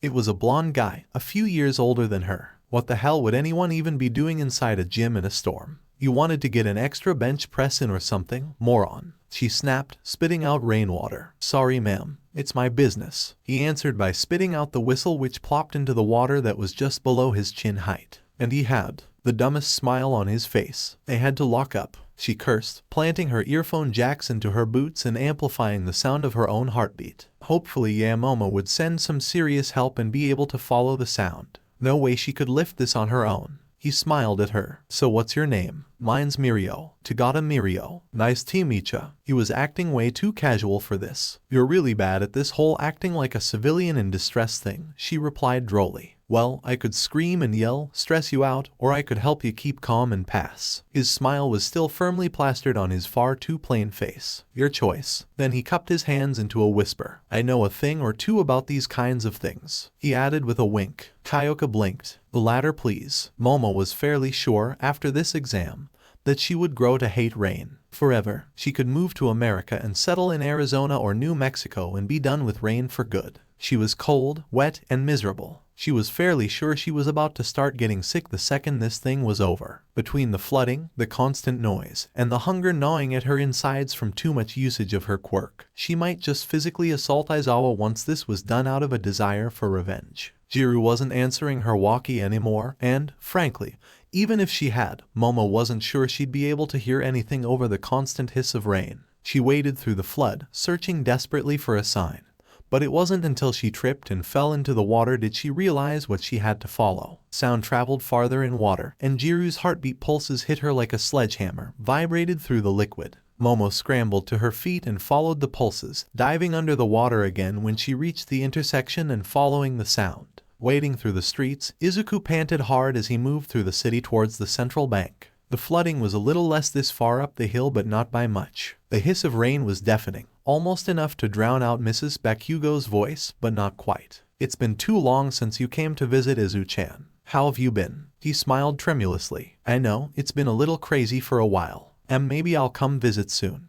"You should. I always like you more than any of Katsuki's other idiot friends. They're more like groupies if you ask me personally." He clamped up, bowing his head as he tried to hurry a little faster through the rain. I think we're almost at the safe zone." "Oh, is your mom here?" she asked. "I'd like to say hi if she got an invite too." "She's here, saw her in the first exam." He nodded. Then, thankfully, around the next corner was the bank. "There's the safe zone. Oh, thank God. This rain sucks." He rushed a little faster, shouldering open the door, but, to his confusion, he found a very stressed-looking Ajiro, with no Yaoyorozu or Jiru in sight. The timer was about to hit the 50-minute mark, the worst of the storm imminent. He stumbled in, arms burning, searching around for an empty spot before he found an area. He set Mrs. Bakugo down quietly. She smiled and gave him a quick hug before he pulled away. Takoyami put down Mr. Bakugo a second later as both of them struggled to catch their breath. Ida rushed through the door a moment later, blurred speed coming to an almost dead stop. "Where are Jiru and Yaoyorozu?" "You didn't see them?" Ajiro asked, and Izuku's heart plummeted. "Level 5, Shouta uttered to his calm. "Right, time to get a major workout," All Might replied. Shouta sat back in his chair, eyes on the screens as he got ready to watch the show. "Okay, 5-finger black hole, activating," 13 declared on her end. "Now, the final leg, and the hardest." Jiru breathed a sigh of relief as she heard the sloshing water a moment before the screech of the door being shoved open echoed through the gym. Momo stood there, wet, bedraggled, and utterly exhausted. "Over here." She raised up her arm. "Where's the civilian?" Momo asked, panting. The water level was well up to their chests now, no wonder she couldn't see him. In response, Jiru held up a piece of bright blue plastic tubing she was keeping above water level. Momo looked confused before realization dawned over her features. She waded forward, reaching Jiru and looking down to the still smiling man, who waved jauntily underwater, sucking air through the tube. Apparently, the gym was about to undergo some construction work. "Convenient," Jiru said dryly. Momo nodded, looking at the gym equipment that had collapsed on the last civilian. The weights hooked onto it alone were nearly 1,000 pounds. "Jack," she breathed. "I can make a jack." Jiru nodded. "That can work." There was a rumbling, and the crash of water that hit the back end of the building seemed to rock the whole thing completely on its foundations. It cracked, groaned, and thunderous cracks spread through the walls with puffs of concrete dust. "Jesus All Might, calm down," Jiru hissed. Momo sucked down a deep breath, kneeling quickly, head descending beneath the surface. Her stomach glowed and the refraction of the water made it look like a rainbow blooming under the water's surface. She began to feel drained by the second. Jiru waited, and after 20 or so seconds, Momo broke the surface again, sucking down greedy breaths of air. The punk rocker girl looked down. The jack was fit for a car, big and bright red so you couldn't lose track of it in the murkiness. "Here," Jiru insisted, holding out the tubing to Momo. "You look like you're about to keel over, I'll set this up." Momo nodded, too tired to protest. She grabbed hold of the plastic tubing, holding it high above her head, hearing the civilians breathing through the end of it. The winds howled and the building creaked and groaned eerily around her. She could see Jiru under the surface, sliding the jack into place with the civilian quietly helping her along. "Do you see them, Midoriya?" Ida's voice crackled through the radio, barely audible. Takoyami and Ajiro had been left behind at the shelter in the mountain zone. Dark shadow was too volatile to control fully in this darkness, and Ajiro's mobility was unlikely to be of good use in the stormy conditions. He himself had taken to the rooftops, with Ida using his engines to push himself through the chest-deep waters, the group frantically searching for Jiru and Yaoyorozu. "No, say again. Collier yo." The static exploded across his radio, making him wince. They'd split up, and that was both good and bad. Good because they were covering a lot more ground, but bad because it seemed like Yaoyorozu's walkies wouldn't function anymore through the severe conditions. They were on their own.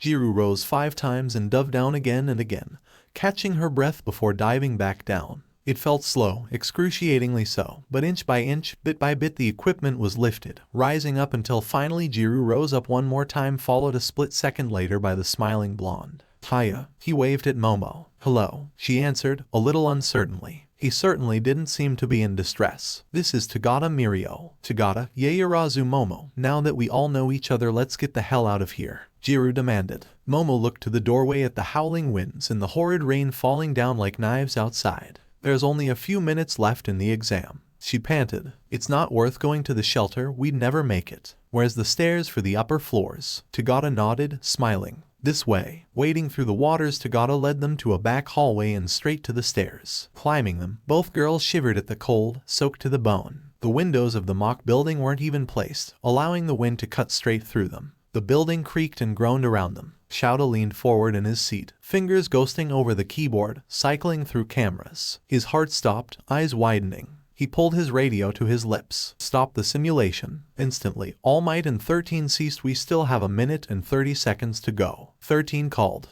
What's wrong? All Might, get to Tagata's designated location. The building is showing signs of damage. It might collapse. Without another word, the symbol of peace took off like a bullet, making 13 and Power Loader jolt in surprise as the world's greatest hero jumped towards the flooded town. Was there going to be another tragedy here at the USJ? Of all places again. In the building itself, the three were already in the third floor's hallway, rushing to the stairs that would lead to the roof access when they noticed the wind and the crashing waves suddenly cease. The rain still hissed outside, but it was rapidly petering out to nothing. Is it over? Zaru asked. I didn't hear the klaxon, Momo replied. Suddenly, the intercom crackled to life. Aizawa's voice emerged a moment later. Yaoyorozu, Zaru, Tagata, the building you're inside is structurally unstable. Step outside immediately. The three students looked at each other, blinking in quiet dread, suddenly very aware of the disconcerting creaking and groaning of the structure around them. Then, with a bone-breaking crack, something gave way above, and a slab of concrete the size of a television fell from the ceiling, smashing into the hallway floor. Another crack appeared, followed by several others. Suddenly, the building was breaking and cracking along the entire coastal side, the ground of the hall literally crumbling away as all three backed away, Tagata ushering the two of them back. The rainwater accumulated on the building's roof added to the pressure, more and more pieces of ceiling and roof giving way under the weight to crash onto the floor below, tearing out more pieces and damaging it further. They backed up, all but running down the hall the way they came. I'm coming for you, they heard, seeing All Might rushing up the street, faster than any of them had ever thought anyone could move. Young Tagata, I've got them. Use your quirk, he roared. The blonde nodded, and before either girl could fully grasp what he did, he was gone via sinking directly into the floor, crumbling under their feet, his clothes right where they were standing. They backed up further, stepping farther and farther away from the crumbling surface as All Might rushed towards them, leaping forward in one mighty heave to close the last bit of distance. You're all right. The symbol of peace smiled as he boldly declared, I'm he. His infamous words were cut off, dying in his throat at the sight of a green glow coming from behind them. Zaru turned, and Midoriya was suddenly there, crashing through the hallway window with crackling green lightning.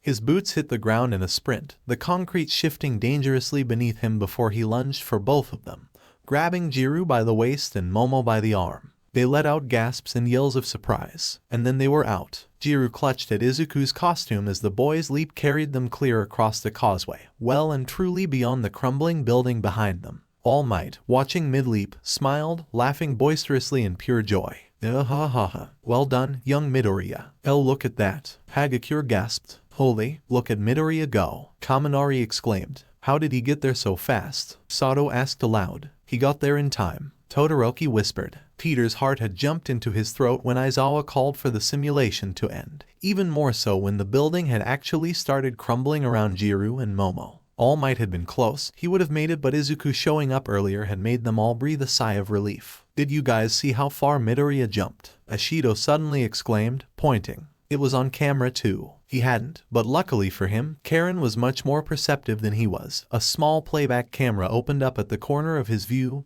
replaying the clip in question. I did, he said when Ashido was met with questions and confusion. All eyes had apparently been on Momo and Zaru. Peter breathed, feeling the tension in his chest bleed out of him slowly. Looking at the jump, it really was very impressive, arcing green lightning coruscating off his body and leaping to individual raindrops as he cut through the air straight towards Zaru and Momo. Heh, He laughed. Midori really hulked out at the E. He froze. Like a lightning bolt it struck him. The green thunder had reminded him of the Hulk. Peter's gaze snapped towards the camera still focused on All Might, who smiled. But he was smiling with pride, as if a father would when seeing his son perform an exemplary feat. Well done, young Midoriya. Midoriya, Shounen, Peter said off the tip of his tongue. Young Midoriya. He was literally the only one who ever called him that. And in that level of affection, him and that skinny guy from the park. Peter felt every gear in his brain grind to a dead stop, confusion and question bouncing around his skull in equal measure as the eyes on his mask widened. He had to be stopped. Not at that kind of risk. I only tried to do what you would've. You're not me. You can't be me. You need to be better than me, young Midoriya. Holy shit. His whisper wasn't quite so quiet. Todoroki's eyes turned to him. Something wrong, Parker? And nothing. He stuttered out, hands up. Why would something be wrong? Everything's fine. Yup, totally fine. How are you? He laughed too forcefully. Shit. Was that too much? That was too much, wasn't it? Felt like too much. Judging by how Todoroki's eyebrow was gonna have to start paying rent for the forehead penthouse, he probably agreed. It felt like an hour had passed in and of itself through simply gathering all of the students from their respective places and seeing off the volunteer staff and parents that had come to assist in the simulation. After getting them set up in a room to dry with warm towels and hot chocolate, Aizawa was finally standing before his soaked to the bone and utterly exhausted students. Recovery Girl helped with their injuries, so they are up to snuff. Before we get started, he turned his head towards the two girls. Jiru, Yaoyorozu, are you both alright? Yes, sensei, Momo answered. Jiru nodding alongside her, drinking from the steaming mug. Little shaken. But that's to be expected. She gave a smile and a thumbs up before turning towards Midoriya. Thank you, Midoriya-san. He shook his head. I did what I had to do. I mean, we are all heroes here, he said, blushing as he rubbed the back of his head. Heroes in training, that is. Aizawa corrected them. Now then. He turned his gaze towards Midoriya, who was blushing red as a tomato under the praise from Ida, Ajiro, Aoyama, All Might and 13. It wasn't part of the test. But needless to say you performed very well, Midoriya. No major broken bones either. If he got any redder he might pop a blood vessel. Gee, thank you, sensei. Aizawa turned away, mercifully. Alright, Ida, sir. The armored young man stepped forward, holding himself straight. You used your quirk as I expected you would, searching the city, scouting for safe zones and other locations. In that, you fulfilled the function the team needed of you and went further, trying to find Jiru and Yaoyorozu at the tail end of the exam. Frankly speaking, since we weren't sure if you would show, he pretended not to notice the young man's wince beneath his armored helmet. I did not place any extenuating factors that you could have capitalized on to give you the opportunity to stand out. Therefore you pass. Your performance was competent and within expected margins. Nothing exceptional, nothing to note that was poor either. He bowed. Thank you, sir. I understand, sir. Aizawa turned his eyes towards the blonde armored French-Japanese boy. Aoyama, unfortunately, while your treatment of Mount Lady's concussion was well done and also well informed, that alone does not give you enough points to pass this exam. Aoyama cringed. Is it because I could not find Z landslide zone shelter? Yes. I mean, 3 zones that weren't submerged in water means 3 shelters. At least, that was what I was going for. Aizawa nodded. You are not Ida or Midoriya. Running around in search of your target would have been a waste of valuable time even if you did stumble across it.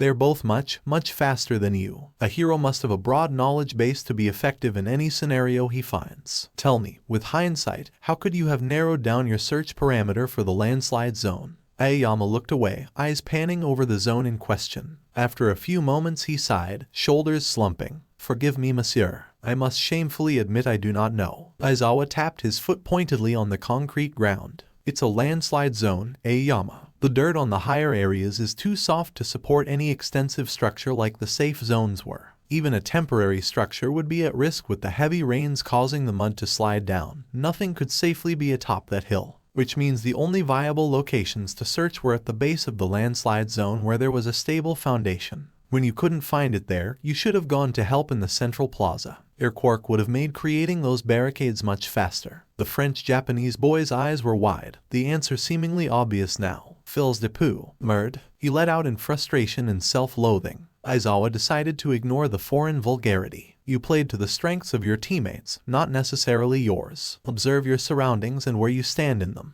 Take all of this as a lesson, and learn from it rather than a true failure. His tone was soft, The others looked sad, and Aoyama looked like he was trying to fight back tears before he nodded, bowed once and stepped back. I understand, sensei. Merci. Takoyami, the bird-headed boy, still looking like his feathers had lost a fight with a weed whacker, stepped forward. Out of all your classmates, you physically rescued and carried the most amount of injured civilians, bringing them to safety. In addition to that, you assisted your classmates wherever you could and recognized towards the end of the exam that you were becoming a liability with your slipping control of Dark Shadow and refrained from risking resources being allocated to contain you when you could no longer go on. You pass. Well done. Thank you, sir, he answered solemnly, stepping back. Yaoyorozu. Momo stepped forward, looking comically small in the oversized fluff towel she was wrapped in. Similar to Takoyami, you performed well and assisted as many of your teammates in as many avenues as you could. You paced yourself well and avoided running out of fuel halfway through the exam, which was the highest risk factor for you. Not to mention that you showed your colors as a leader. You pass as well. Momo was incredibly hungry as she chomped away at her cookies and cream energy bar and smiled under the praise. Thank you, sensei. The shaggy-haired man turned towards the other blonde. Ajiro, the tailed boy, stepped forward as Momo stepped back. The 10 minutes allocated to the team before the exam began was for what?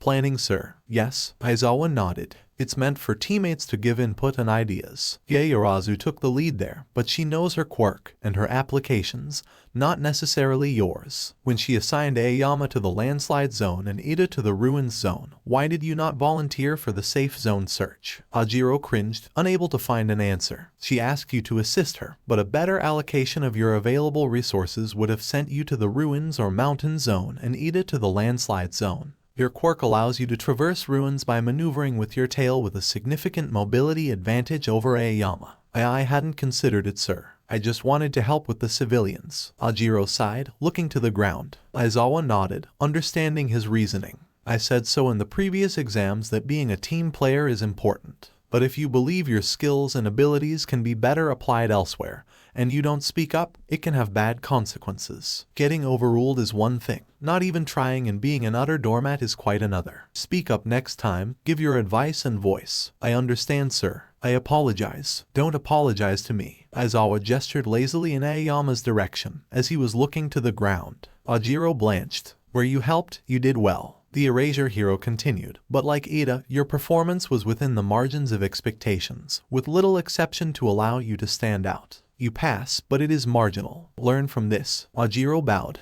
Understood, sir. Jiro. The girl had been busy scrubbing at her hair, trying to dry it out, leaving it in a frizzy mess by the time she stepped forward. Your echolocation ability was used well, but in your eagerness to utilize your quirk's most applicable utility, you forgot about another. He gestured towards the coastline. Your sound waves have the ability to break apart the waves, perhaps even disrupt the air pressure All Might was utilizing to create the waves in the first place. In other words, you could have halted the storm quite a bit in the beginning. She blinked. Wait, what? Aizawa nodded. Sound vibrates. You could have quite literally shaken the waves apart before they reached the city. But you were so focused on finding the civilians that the thought never even crossed your mind. How do you know I can do that? I didn't even know I can do that. Jiro exclaimed loudly. We measured your maximum output. I simply utilized present mic as a test to recreate the effect. It's quite consistent. So, we weren't supposed to make a barricade. Aizawa's eye twitched. It was an option, in case you couldn't or didn't do as expected. She winced. Well, I didn't know. Not like I go to the beach very often. He glared, allowing her to squirm for a moment. No excuse though. You're a hero in training. Know your quirk. Not just what you're comfortable with,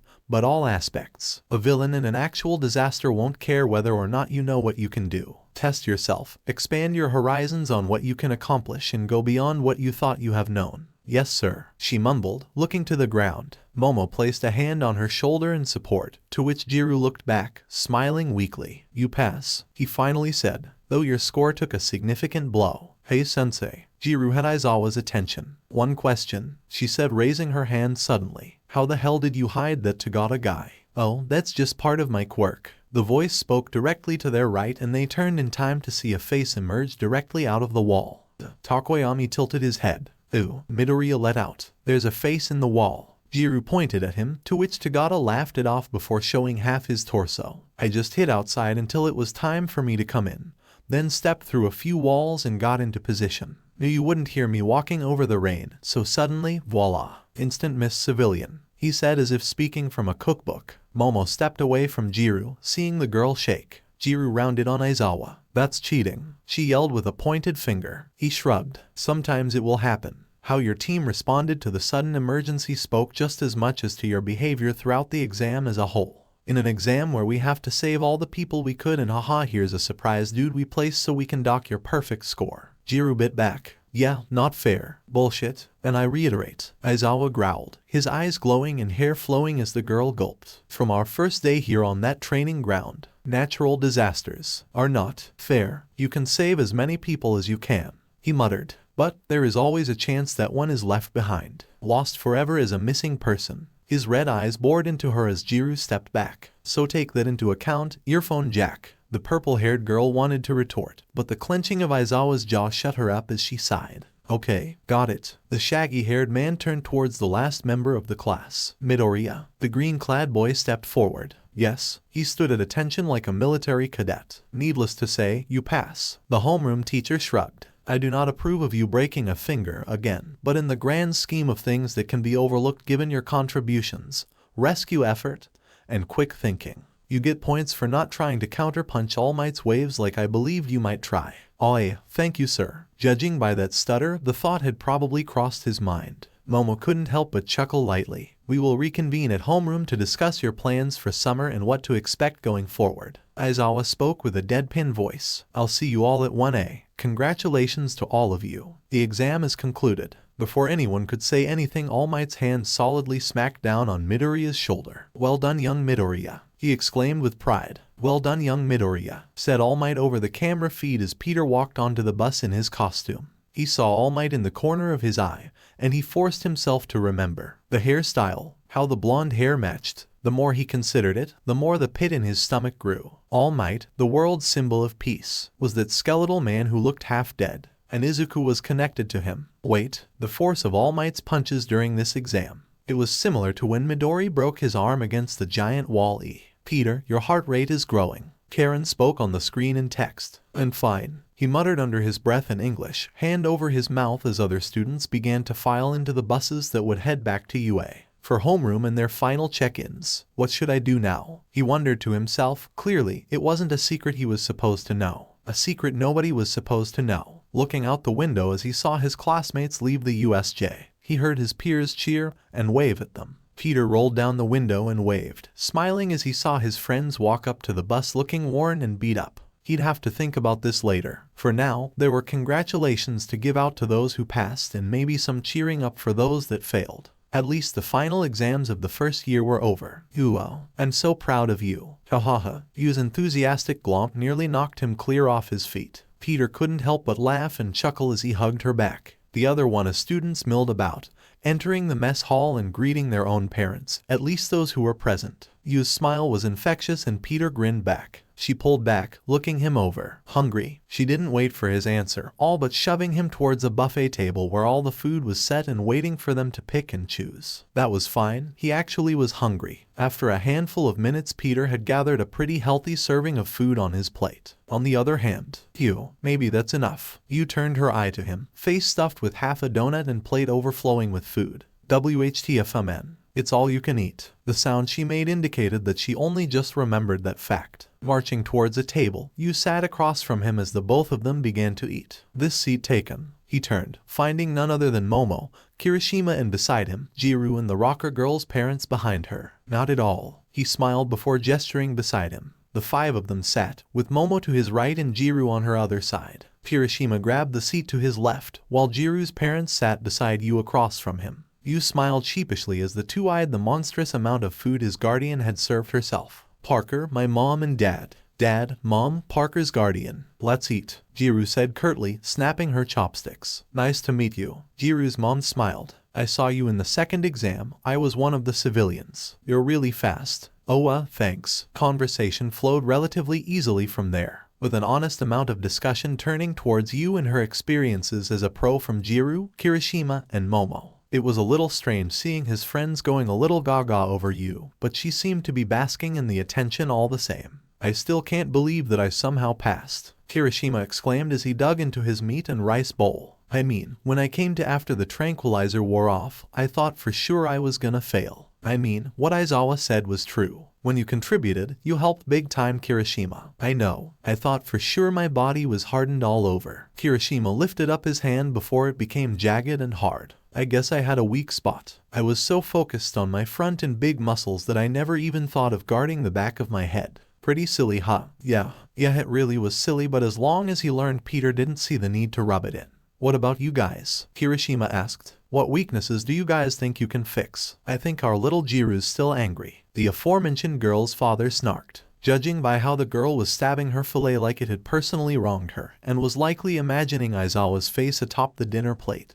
Peter couldn't help but agree with the man. The doors to the cafeteria opened, bringing Peter's eyes over towards Class 1B as Vlad King marched in. And we're done. Oh hey, Ochako waved happily. 1B, you guys had your tests today too. His mother was talking. His mother was talking with Midoriya and Co. His father was talking with Deku. It wasn't something he ever thought he'd see again. Frankly, it wasn't something he ever wanted to see again. Katsuki was tense, lightning jumping between his ribs as he sat on the bench beside Deku. 1B showing up with all their fucking extras and adding to the noise with their fucking chatter wasn't helping in the least. He'd never told his parents for obvious reasons about everything that had gone down between him and Deku, and right now that secret was a hair's breadth away from being spilled all over this goddamn table. All it would take was one fucking question, or one wrong word, and that'd be it. His mother always liked Deku, and always made a point to ask how he was doing every now and again, thinking they were still friends. If she found out, he'd never hear the end of it. His father's own disappointment. That would sting more than anything else. So yes, Katsuki was tense. He was tense, angry, and struggling to not snap at any and all parties involved to try and cut this unwanted reunion mercifully short. His eyes darted to Deku, who smiled happily while talking to his father, then to Inko, more subdued, almost shy as she talked to his mom. Then, her eyes trailed over to him. There was a flash of something there, some emotion he didn't have time to read before she turned her eyes back to Mitsuki, forcing her focus to remain away from him.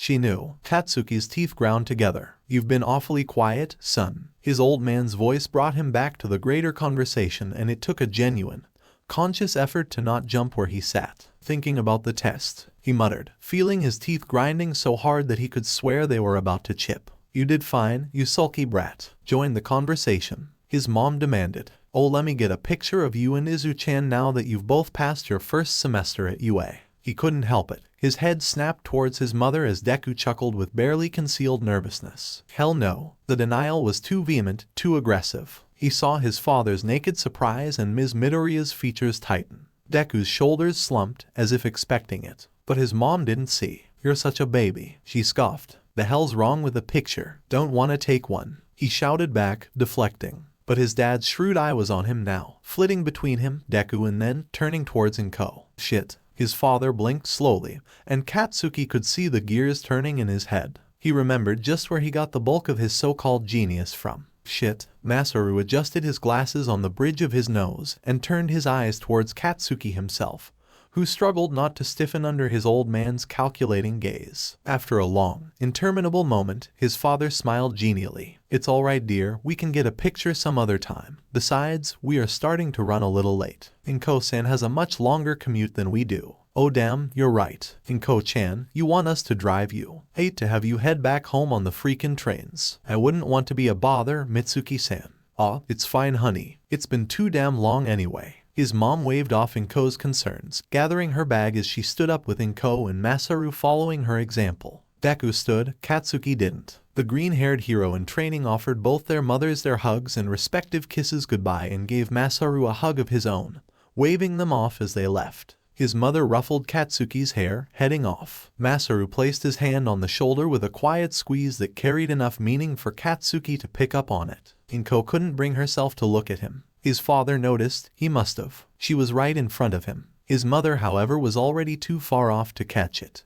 Then, all three of them were gone, leaving just him and Deku. You didn't tell your mom and dad about us, did you? Said after a moment. You told yours. He snarled. Deku turned, blinking. No, I didn't. Katsuki looked at him, a face of genuine confusion. Then he remembered that this quirkless fuck was a damn good liar. Fucking bullshit, two-faced bastard. He snarled, standing up and walking away, hands in his pockets, leaving Deku alone. Hey Pete. His attention was caught, turning to look over his shoulder. Pony smiled down at him, her smile gentle, but tinged with just a bit of nervousness. Room for one more. Peter felt a lump of emotion well up in his throat. Truth be told, he'd missed Pony. He'd missed her a hell of a lot. He smiled, and anyone who said he was trying to not get weepy was a lying liar who lies. Absolutely. Oh, hello Tsunotori-san. Momo nodded beside him as Kirishima tried to say hello through a mouthful of food. Hey, Tsunotori. You waved, swallowing down her latest pastry, one hand in front of her mouth. How are you? Hello Ms. Takeyama. Pony smiled, sitting beside Peter after setting her full plate on the table. It's nice to see you again. So why are you guys here so late, Tsunotori? Didn't your exams run at the same time ours did? Kirishima asked. Vlad-sensei apparently took a page from Mr. Aizawa's book and gave us lots of scenarios. The last exam ran real late. Oh? Peter asked. What was the scenario? He paused, then thought. Actually, what were all of your scenarios? He clarified. We had hostages, a villain trap, and a disaster. So that was all the rumbling we heard. Pony mused to herself. We had a bomb retrieval or disarming, infiltration of a villain lair, and a crime scene investigation. Aren't crime scenes usually reserved for police? Jiru's mom asked. Then, as one, all eyes turned to you, who once more had her face full of food.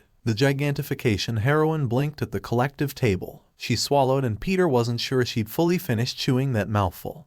Well, usually, but some hero quirks are more suited to certain crime scenes, or certain quirks. Like Akamui Woods. Given his knowledge of wood, I remember he was called one time to consult on a case where there was a wooden murder weapon. He was able to tell the wood's age, make, composition, and even how many times the guy got hit. She seemed rather proud of her teammate. Seriously? Peter asked. You nodded. Yup. Huh? Pony nodded. Yeah, the crime scene was a little boring. Kaibara, Oase, Juzo, Kamakiri, Tsubasa, and Ryuko were on that test. I was on bomb retrieval. How'd you do? Peter asked. Oh, I couldn't disarm the bombs at all. She laughed. So I just used my horns to fly them into the sky. Then we set them off there. Peter blinked. Wait, what if they'd had toxins or radiatio? She punched him in the shoulder rather hard. Don't you rain on my parade. I passed. She protested primly. He smiled. Well, I'm glad. The girl then grinned a bit. How about you? What was the most exciting part of your exams? Our ass of a teacher cheated. Jiru uttered darkly. Tore down a building. Momo added. I ended up between a rat and a sniper rifle. Peter stated. Got shot. Kirishima raised his hand. In the head. Wait, what? Pony blinked and cocked her head in surprise. Yeah, well, more like the back of the head, Kirishima explained, awkwardly. But it still counts. I thought your quirk was like Tetsu, where you're hard all over. Peter mused. He got shot by snipe during the villain infiltration exam. None of his bullets had any effect. Pony shrugged. Kirishima suddenly let out a roar, one that might have been rage or might have been excitement. Peter couldn't tell. Damn, he got ahead of me. Fire burned in his eyes. I have to get stronger for sure. I'm gonna get crazy diamond hard, just you wait. I'd work on that phrasing if I was you, kid, mused you with a smirk. Indeed, Karen Stage whispered into Peter's ear. He choked on a laugh mid-gulp. Momo and Pony giggled as Jiru rolled her eyes. Huh? Kirishima blinked in surprise. What are we talking about? Pony decided to change the subject before things got even more awkward. So, how did you do it, Yaoyorozu? She asked, sitting down next to her. You took down a whole building. And Peter, what was that with a rat and the sniper rifle? Peter and Momo glanced at one another. You wanna go first? He asked. I'm fine if you go. Heads or tails then? Declared Kirishima, stepped in with a 500 yen coin in his hand. Heads is Momo, tails is Ace. With all eyes on him, he tossed the coin into the air. The coin came down before Shigaraki Tamura grabbed it and began to spin it on the counter in a fit of boredom. It was another night on the bourbon for Tamura. The bar hideout had nice low-lying jazz in the background for the ambience, but it did little to calm him down. His fingers rapped against the counter as Kurogiri stood passively across the bar. Where is he? He rasped. He should be along any minute now, Tamura. Remember what the master said. The Black Mist Man answered as he cleaned out a glass and handed it to the teal-haired youth. He took it and poured himself another glass. Yeah, be calm and don't try to kill them if they piss me off, blah blah blah. Tamura mouthed, rolling his eyes, and silence reigned again as Tamura took a sip. Ever since Stain got put away, it had been nothing but stressful as he thought about in his head of what he could have done differently. Was it him? Did he do something wrong when he talked to the hero killer? No, it was all Stain. He was too blinded by his own foolish one-man crusade. Plus he seemed to be infatuated with All Might too. How was that going to help him when he got around to making that muscular roid machine a pile of ash? After he finished with his own targets, that is. Tamura's red eye angled towards the wall where he had countless darts impaled on various printed out article pages, all with their faces, the ones who shamed him, embarrassed him. If that Namu had been killed by All Might, fine, he could have lived with that. World's greatest hero and all that. He would just have to plan differently on killing him than using a straight counter. But by brats, and losing father in the process. Tamura growled as he downed his shot of bourbon, his free hands scratching his neck. Deeply. Where the fuck is he? He uttered lowly. The coin came down heads, and he picked it up and twirled it again, watching it spin like a top. Hirajiri's misty head turned towards the clock. He should come around any minute. He was cut off as they heard the sound of knocking. The two residents within the bar turned towards the door. Hirajiri got up and walked over, the teal-haired youth's hands flexing as he turned in his chair. The mist man opened the slot on the door at head level. Password, Hirajiri growled. Ogre, the voice replied beyond the slot. The coin came down tails. Hirajiri opened the door, and in came the underworld broker, cigarette between his lips and a sleazy grin on his features. His beady eyes shone behind his circular spectacles as he sauntered on in. He looked back and gestured with his hand. So, you're Shigaraki Tamura in the flesh? He asked, hands in his pockets. You can call me Jiren, by the way. I am. What of it? Tamura said with narrowed eyes as he reached for his hand mask and placed it on his face. It wasn't like his father's hand.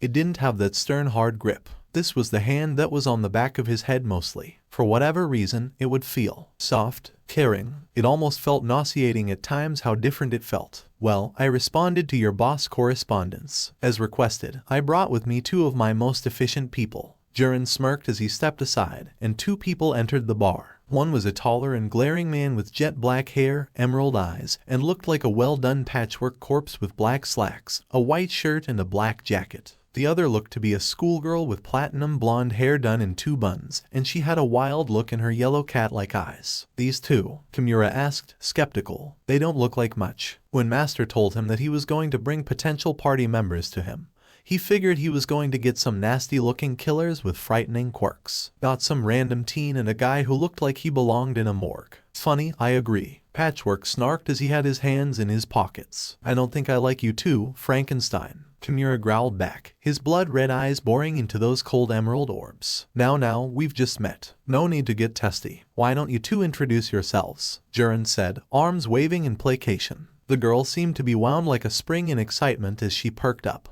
Hiya, the girl chirped as she posed with her hands up to her face, eyes wide. My name is Toga Himiko. I heard you were responsible for attacking UA and then causing that massacre in Hasu. Tell me, did someone you really like happen to be there? What? No, Tamura replied, thinking aloud. Because I really like to get to know people. Maybe I can get to know you too, she said, head tilting as that Cheshire grin widened on her visage. And Tamura could see it. The fangs in her teeth. Part of her quirk. Can I get to know you? Maybe we can be besties. This girl looked too fucking clingy. He turned towards Jiren. What's her story? What makes her so special to you? The broker smirked as he leaned against the wall. Would you believe me if I told you that she had a body count in the double digits? So do I. Tamura rolled his eyes. What does that? And I'm 4 away from 100 besties, Toga stated. Okay, high count. Wait, besties. So you kill your besties? Tamura inclined. Oh yeah, I just wanna be with people who I like. And then, I wanna be the people who I like. Toga elaborated. She then let out a sigh, the feeling of being one with them. Taking in their essence. She licked her lips, her canines on display. So yummy. I don't get you. And you. Tamura pointed his glass as he used his free hand to pour himself another shot of bourbon, aiming it directly at the black-haired man. I don't like you. What? Can't take a little verbal teat-a-teat. Patchwork snarled. Dabai, relax here, Jiren said, turning towards the duo as Toga seemed to have stepped back, frown present on her face. Dabai, fuck kind of name is that? Alias, least your girlfriend here has the decency to give me her name. Cremation. Had to be referring to his quirk. How else did that explain the burns? Wait, if his quirk caused those burns. Not for you to know handjob. Dabai scoffed as Tamura got up from his chair, growling. Man, I was expecting something average with someone being in charge of the Hasu massacre, but now that I see it. He had a slight smirk on his visage. What a disappointment. You're mocking me. Tamura hissed, venom on his lips. Shigaraki Tamura, calm yourself. Hirajiri spoke up, trying to keep the peace. Now isn't the time. For all you know, they could be testing you. Nah, save your breath, Miss Boy. Dabai shrugged. Sorry Jiren, but I ain't going to work for a guy like him. No way he can get me what I want. The broker seemed to sigh as he took a long drag of his cigarette. Oh really? Then what do you want? Since your little jailbait tagalong seems to be all over the fucking place with her motivation, Tamura declared. Koga stayed silent, but her hands were in her yellow jacket sleeves. I'm of age, asshole, Toga replied, her good nature gone as her slitted eyes narrowed. Me, heh, that's above your pay grade. Dabai flowered.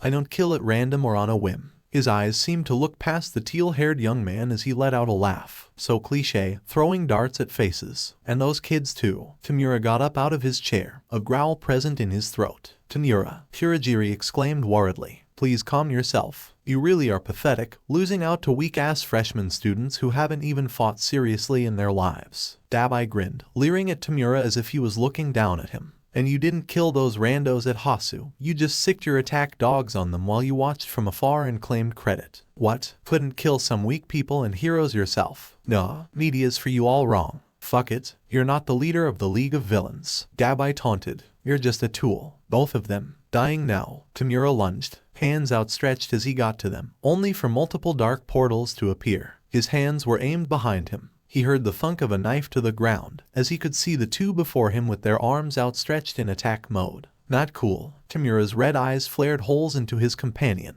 Kurogiri, Shigaraki please, if you wish for your desires to be made real. Sorry, we're done here. Dabai growled as he pulled back. He pocketed his hands and turned around. I'll be in the car, he uttered to Jiren, who nodded. Toga pulled her arm out of her sleeve, revealing a knife in her hand. You're not cool at all, she declared. I don't want to be your bestie. That goes double for me, brat. Tamura hissed as the girl returned to glare with equal venom. Then she huffed and turned, walking out and following the black-haired man. And then there were three. I'm still going to want my commissioner's fee for pulling them from their jobs. Jiren uttered. You'll be paid for it on the morrow, Kurogiri replied. Tamura exhaled, hard. He was back to square one. Tamura's eyes trailed to the TV by the wall, noticing it was on but in dark mode. He felt a pit in his stomach as he looked at the filled shot glass he had poured but didn't drink. So, should I stay or should I go? Jiren asked. And don't bother trying to make amends towards them. I can tell they wouldn't work well with you. The gray-haired man grumbled as he took a drag and puffed out some smoke. I never force my people to work with others they don't mesh with. I think that will be all for tonight. Kurogiri bowed lightly. I apologize for the... Hang on.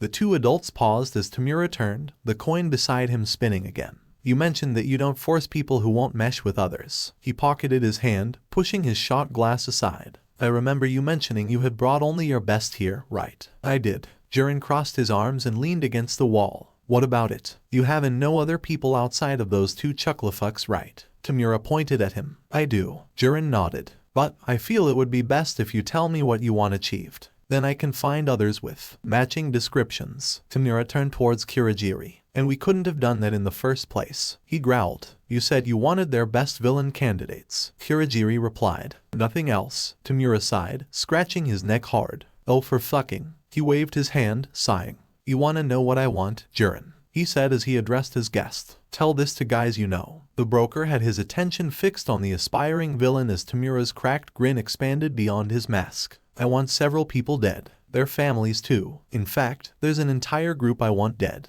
And then, once I'm able to kill those fuckers, he said as he reached across the counter and grabbed a dart, doing a no-look throw at the wall where the other darts were. And above the main punctured faces of Midoriya, Parker, Todoroki, and Yaoyorozu was a newspaper front page of All Might, the dart striking him in the left side. I'm gunning for All Might. There was silence in the bar as Jiren took another breath, burning out his fag as he took the butt, blew out some smoke, and placed the nicotine wrap in a clean and pristine ashtray. The coin stopped, coming up heads. So, killing a group of people and the symbol of peace. Tall order. Tamura was about to growl in frustration before he saw Jiren smirk. But, I know some people who can get on board with that. Tamura felt joy in his chest as he smirked. Really now, when I can meet them, let me call them in, although, I'll need another commissioner's fee. The broker oiled as he turned to Kurogiri. It can be arranged. Welp, Jiren shrugged as he turned around. I'll keep in touch. At most, we will get a meeting set up in 3 weeks. Earliest will be 2. Why 2 weeks? Tamura asked as Jiren looked back with a smirk. Because you'll be getting right nasty killers, one of them being on death row who I am arranging for his breakout. The man replied. Have a good night. And he closed the door, the lock clicking as Tamura turned and faced a silent Kirigiri. Well done, Tamura, said Master from his monitor, and Tamura saw the smile on his visage now. You turned this meeting from a negative to a positive experience. Tamura felt pride as he removed his mask, and his hand went to the shot glass. I only thought about what you would do, teacher. He raises his glass to the monitor and took a drink. He used his other hand to spin the coin once more. Dabai sat in the back, head resting against the window as Toga took shotgun. Jiren drove them across the highway and through late-night traffic, or lack thereof. Well, that was a waste of time, he uttered out loud. Maybe for you, but I was able to get myself another commission out of him. So tonight wasn't a total loss, my friend. Jiren smirked as he drove along. Figures you would find a way to get some yen out of him, or whoever is in charge of that puppet. Dabai replied dryly. I wanted to cut him, Toga whispered, her finger tracing the edge of her knife. You want to cut everybody? Dabai rolled his eyes as he thought to himself. So, what now? I need work, Jiren. Rent money doesn't grow on trees. Don't worry. Jiren looked back and smirked. I got some contact for you. They'll be ready to meet in some time. Big job. One that can set you and Toga-chan here for life. Dabai closed his eyes. Better to not focus on the bright lights of Tokyo. He needed to get some shut-eye. Oh, what can we do until then? Toga asked giddily and excitedly, her bad mood vanishing in an instant. I wanna make new friends. I got some local jobs you two can take on to get some cash. May not be much, but it'll get you by. Jiren mused. Like there's this one tech magnate who hangs out in Akiba who treats his compensated dates a bit too rough. The madam in charge wants this abusive regular gone. Toga, you can be friends with him. Might be a bit old though. Great. I can't wait to listen to his stories. And then I can drink him oop. Course you would, you vampire. Dabai uttered before he opened an eye. Jiren, any luck on that job? Yeah, that one right. With the hospital. Just gotta clear things first. Jiren replies. For now, I think I remember someone wanting to get insurance money from an accident at his house. One of the causes, arson by an individual. Jiren looked into the mirror and raised his eyebrows up and down. What do you say? Whatever. Dabai held back a yawn and let his nap commence. It was late when his door opened. His room was dark, partially because he wanted it that way, partly because he'd been hoping to delay this conversation. No such luck. His old man knew he wouldn't be asleep yet. Hey son. Hey. His old man stepped into the room, the light of the hall pooling into the room, silhouetting him as he stepped inside and took a seat at the foot of the bed. Think we need to talk, he said. What about? Katsuki tried. I think you know what about. His dad wasn't letting him escape so easily. Katsuki's jaw worked. Where's mom? In the shower. You know how long she takes. Translation, we're not going anywhere for a while. He stayed quiet. His dad took a breath. What was that today, Katsuki? Just didn't want to take a picture, he muttered, trying not to squirm where he lay. It wasn't the picture. It wasn't until that moment that I noticed. But you, neither of you said a word to each other. Not after the exam, not when we were together. He avoided you, and you were certainly avoiding him, and in co. Katsuki's fingers tightened, fisting the hair at the nape of his neck. The hell does it matter? He's your friend, son. No, he's fucking not. He barked, rounding on him. His father didn't react or even flinch. Masaru took a breath, shoulders rising and falling slowly. For how long? How long had it been? Since they were 8, 9, or was it when he discovered Deku was quirkless, or supposed to be quirkless? Dunno. He shrugged. A while. Why? And why not tell us? Cause it didn't fucking matter. And because he's a goddamn liar who thinks he can look down on me. Seems to matter. His old man took off his glasses, calmly wiping the spectacles on his shirt. And that doesn't sound like the Izuku that I know, son. He looked up to you. I'd say he still does. Bullshit. Now Katsuki sat up, staring at his father who looked back through the gloom of the dark room. Fucking always acting like he's better than me, like I need his help for anything. Lying about having a quirk, laughing at me while he hid it for all these years despite crying wolf about being quirkless. Also he could show me up when he got to UA. Deku's not what you fucking think. He ain't some saint. His old man looked at him, eyes trailing for a moment, taking in what he said and measuring it. Before he'd even said a single word, Katsuki felt foolish as his father took the information, dissected it, measured it, and found it wanting. You think he looks down on you because he wants to help you. Help isn't pity, Katsuki. And it's not looking down on you. Not in the slightest. The blonde shifted where he sat, unable to meet his old man's calm gaze. His old man just didn't get it. He just fucking didn't. Masaru seemed to understand that his words hadn't had the desired effect. Does your mother look down on me when she stood up for me during that traffic incident a few years ago? Do I look down on her when I fix her car? or handled the finances of the house. That's not what I'm talking about. He was twisting things. It wasn't the same.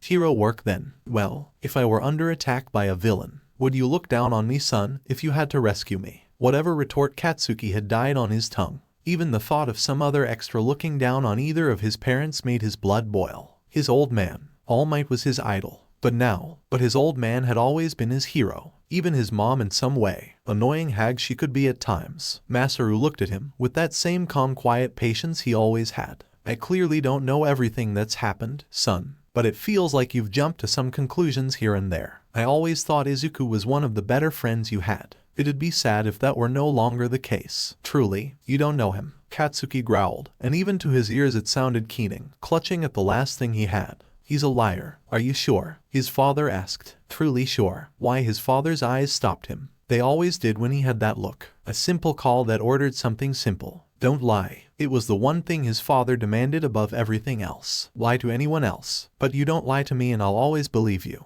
Could he say it for sure? Could he say he was sure? No, but he could prove it. There was a wave of heat, and his mother stepped out to the hallway in her nightgown, towel scrubbing at her hair. Showers free, Bo-o. Am I interrupting? His dad smiled. Nothing at all, darling. Just some guy talk. His mom rolled her eyes. Right, well, hot water's free when you boys are ready. I may get something to drink. Have fun, boys. Sure thing, hun. His father placed his hand on Katsuki's ankle, patting him twice before standing up and walking out the door. Good night, son. Sleep well. Yeah. G-night, dad. Ochako made certain to wake up extra early that morning. She was a morning person by default, honestly, but right now she was a woman on a mission. The test had given her an idea, and if she did say so herself, a really good idea. And for this idea she needed a support item. She was a morning person herself, as she already noted, but she knew many others weren't, and she was willing to take advantage of that. She was willing to hedge her bets that the ball of sheer insanity that was Hatsume was not a morning person. The support girl looked, felt and sounded like she was on a constant caffeine high, so she probably needed like 4 cups or something to get started when she woke up.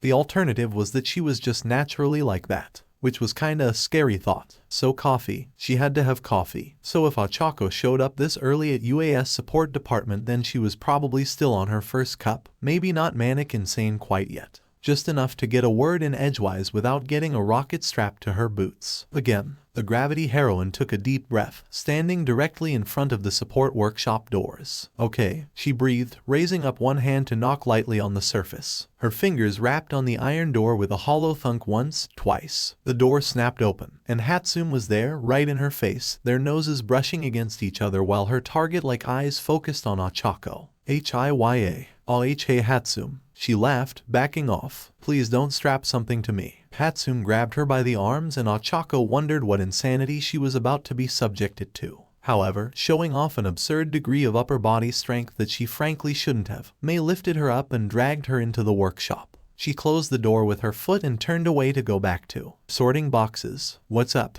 The insane tinker asked, overlooking some gizmo or other on her workbench. Well, I was hoping to get a support item. May was suddenly there again, poking her in the nose. Well, of course, silly, that's what everyone comes here for. What's the idea? Give me details. Why did that sound like someone asking for information about someone else's sex life? Ochako shook her head. No, focus, don't get sidetracked. She'll keep you here if she can. Well, the idea is simple. She looked around. Last exam I threw Zero a boulder. Who?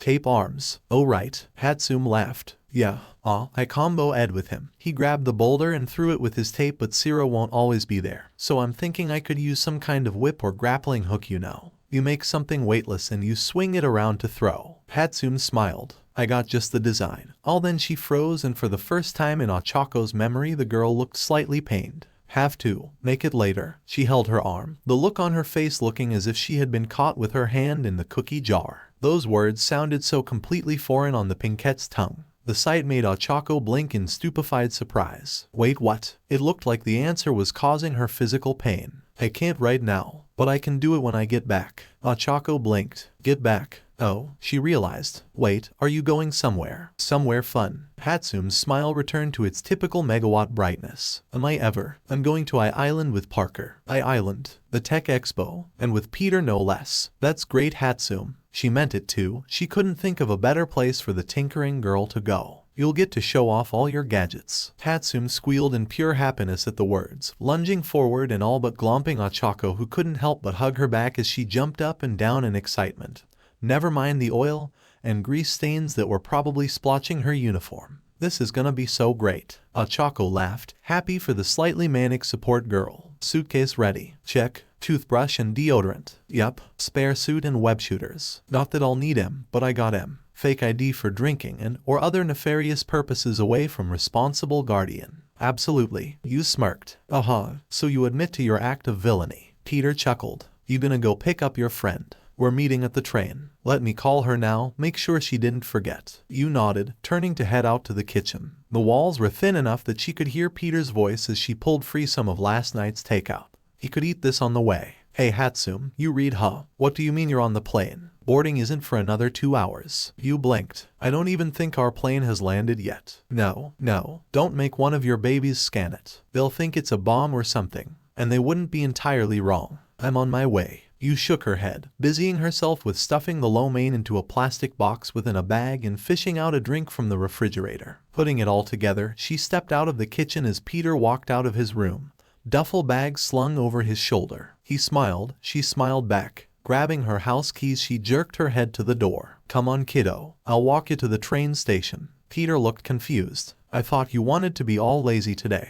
She shrugged. I guess you're more important than a few lazy hours. The smile he gave her almost made her emotional. Again, she jerked her head to the door. Come on, you. Let's not have you miss your flight, or your friend's gonna go without ya. Peter snorted. Honestly, she might just fly the whole damn plane herself. She might make it there. You hedged as they started walking out the door. Oh, she'll definitely make it there. Peter nodded. Only question is if Island would survive the landing. Why thank you miss, you're too kind. All Might exclaimed with joy as he was handed a ribbon from the Prime Minister. Before him, swaths of people cheered and waved. Beside him, his fellow peers in the Japanese hero community clapped their hands in acknowledgement. Even Endeavor was smiling. Strange but not unwelcome. All Might, yelled some ladies in the front row while waving their flags. You did it, All Might. The mountain of a man turned, seeing a familiar sight smile upon him. Sasaki Mirai was standing there as he placed a hand on his shoulder. You brought peace for our time. Night Eye. All Might smiled as he turned, seeing backstage in the wings of the theater the thumbs up by his old friend,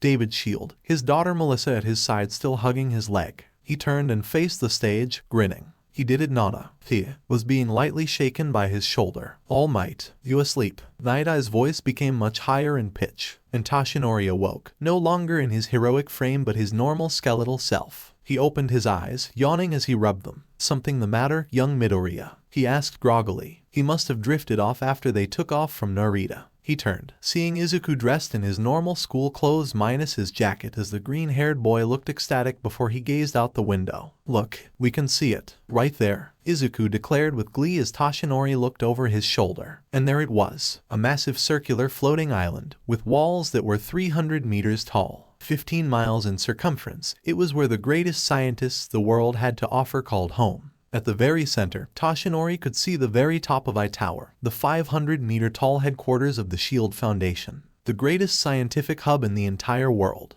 home to over 10,000 scientists, able to travel to any place in the world. Island, safe and away from the League of Villains. This was the best place to get some proper training and Midoriya to become acquainted with top connections. Most of all, his former sidekick and dear friend David Shield. What could possibly go wrong? Peter had a pretty good idea on what to expect out of Island. Tech had always been a passion of his, and following it was something you had to do in school if you wanted to stand out. Even before then, heading to the Stark Expo certainly was a slap in the face as to how far tech could go in the hands of those that really wanted to innovate. And in a world where support tech and heroing was as big as it is, Peter had been expecting something similar. If there was one thing that he'd learned in the last few years, it was that even the tech could go far in weird ways. There was a few decades of stagnation, Karen pointed out in his ear. What with the constant societal upheavals, civil wars, a world war, and so on. Yeah, but it's kinda weird. Like, my school has a holographic projector in one part of the school, and a VCS player in the other, Peter said, leaning against the couch in the baggage claim lobby. Heck, the private plane he and May took folded in like origami just to save space. He tapped his knee, waiting and waiting.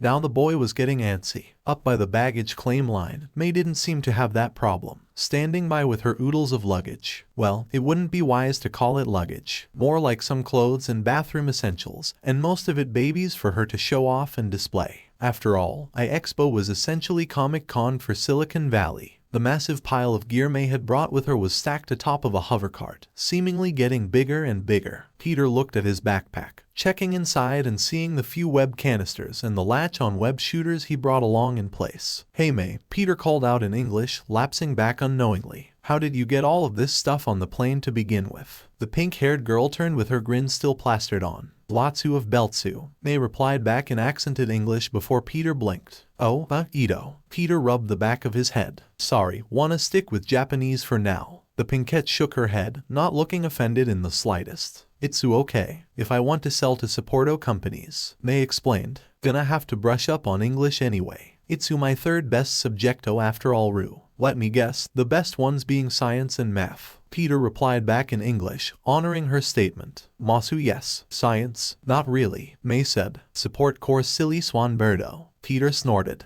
"The phrase is silly goose. They are both birds." "Aw, there it is," May said, trotting over as she was dressed in casual attire. She was clad in simple blue jeans and a white t-shirt with wrench crossbones over a gear on top of it as she had found her big box which contained whatever as she lugged it over to her cart. "Need a hand?" Peter walked over, helping her with her bag and carrying it, placing it atop of the giant 6 mega suitcase container stack. "Now 7. Sanku," May beamed. "Okay, that is all of them." She looked up, smacking her hands together. Peter used his latch-on web shooter and fired some shots, sticking them all together. "Okay, let's get checked in," Peter said, nodding as May went over to her hover cart and began to pull it along behind her. "Most hotels I know still have wheeled carts. To have hover tech like this must be common, right?"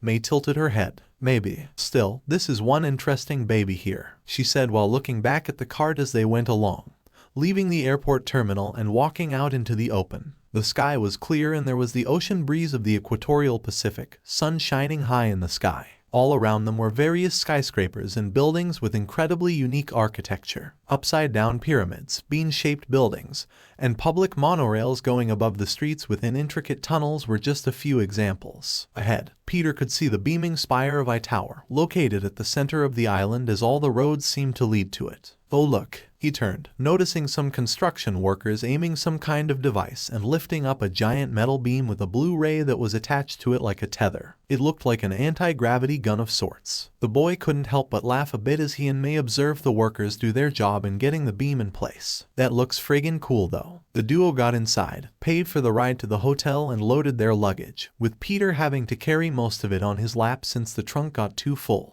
They had their own man-made lakes and agricultural center, so Peter could only surmise that this entire place was self-sufficient. It was its own modern-day city-state. The island consists of 5 districts in total, with 2 on top of each other. There is the residential district, the entertainment district, the agricultural district, and the 2 that are on top of each other are the academic and research districts. Karen explained, which is also the location of I Tower, headquarters of the Shield Foundation and where the iExpo opening night gala will take place tomorrow night. Peter looked over with the suitcases on his lap and shuffled his notice. May tapped the windowsill, gazing out and looking a bit uncomfortable. "Something up?" Her smile was still there, but Peter could see that it was being a little hard to keep up. "You looked a little off." Was it the airplane food? He'd seen what was in the studio department fridge. Nothing but hot pockets with her name on them. "Nah, just kinda miss the studio, you know," May mused, taking a deep breath. "I've always been in a garage, machine shop, or development studio since as long as I can remember." She gave a light chuckle. "Just me being here is still, you know," she said, shrugging, trying to find the words but none coming to her. She patted her jeans. "Used to my old clothes and all that. Fish out of water and all that." "A fish would die though," May replied, turning with her wide target eyes and still smiling. "Right? Haha."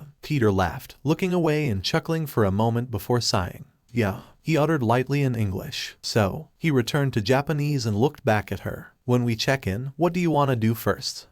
"Well, is the iExpo open today?" May asked, tilting her head. "The convention starts tomorrow."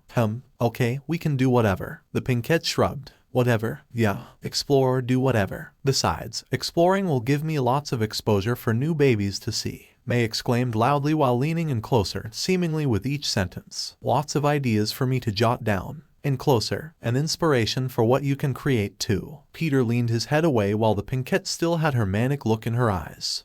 Right, May. Yep, personal space. Oh yeah. The trip went about in an uneventful fashion with them arriving at the hotel and giving their thanks to the driver. They were able to check in and get to their room without issue. Thankfully, they had a bellboy to bring along the luggage May had brought. Speaking of, what did you bring in all that stuff? Peter asked. May turned with her ever-present grin as the bellboy, who was essentially a giant wolf man, brought the hovercart full of suitcases.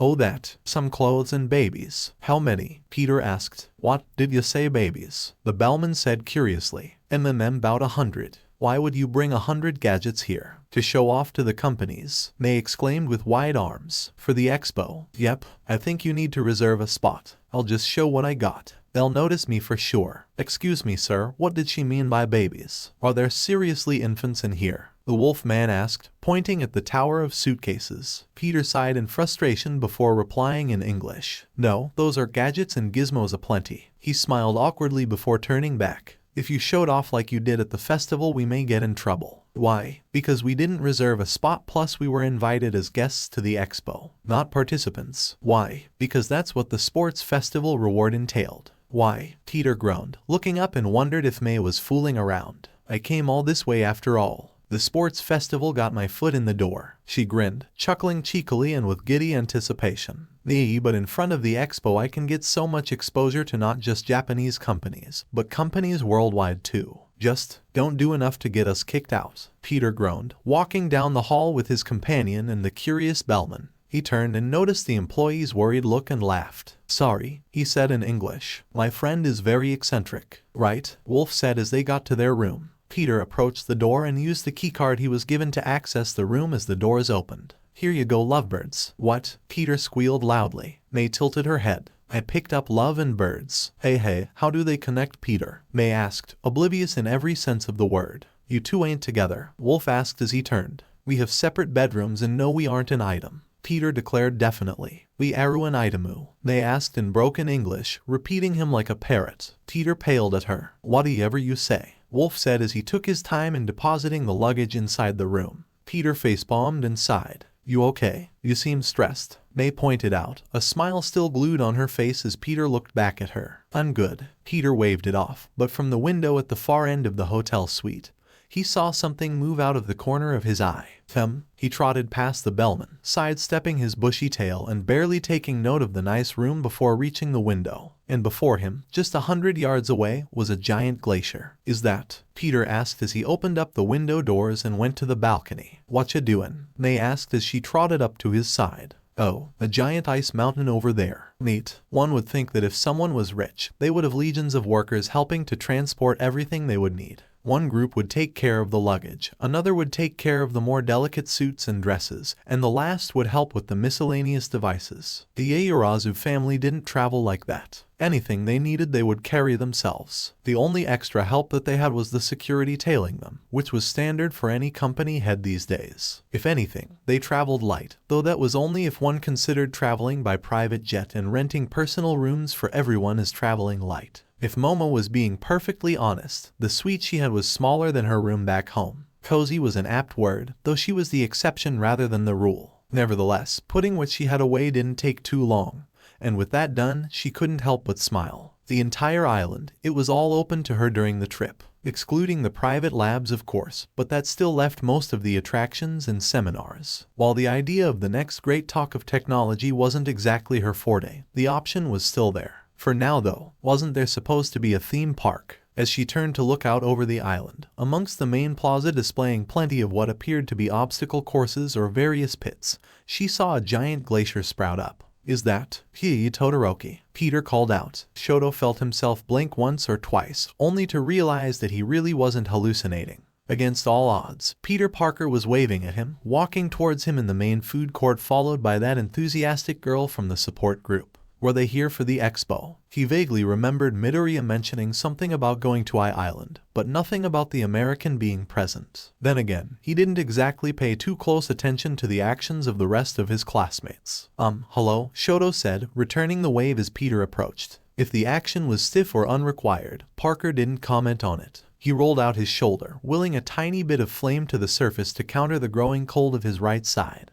"Didn't know that you were going to be here," Parker said. "It's good to see you." "And I didn't know that you were going to be here either," Shoto said. "This area at least, considering how big the island is and all, and you winning the festival." "Who are ya?" asked the pinkette, to which Shoto cocked an eyebrow. "You don't recognize Todoroki, May?" Peter asked. "We were on the same team," Shoto murmured aloud. "When? War of the Flags. Back at the festival," Shoto said, and his gaze shifted to Peter, who shrugged. "Nah, not ringing any bells. My bad," smiled Hatsum without any sign of remorse. "You're just deleting memory files of people you don't care about, aren't you?" Parker deadpanned. "Your brain is one big folder that you shuffle junk out of." "Good analogy actually," the girl responded with glee, to which Shoto tilted his head, and Peter shrugged before he turned his attention towards the dual-haired boy. "So, you here for the expo?" Peter asked, answering Shoto's early question. "Not particularly," Shoto said. "My family and I are meeting with some people. I am supposed to build connections." Parker's eyes widened in understanding.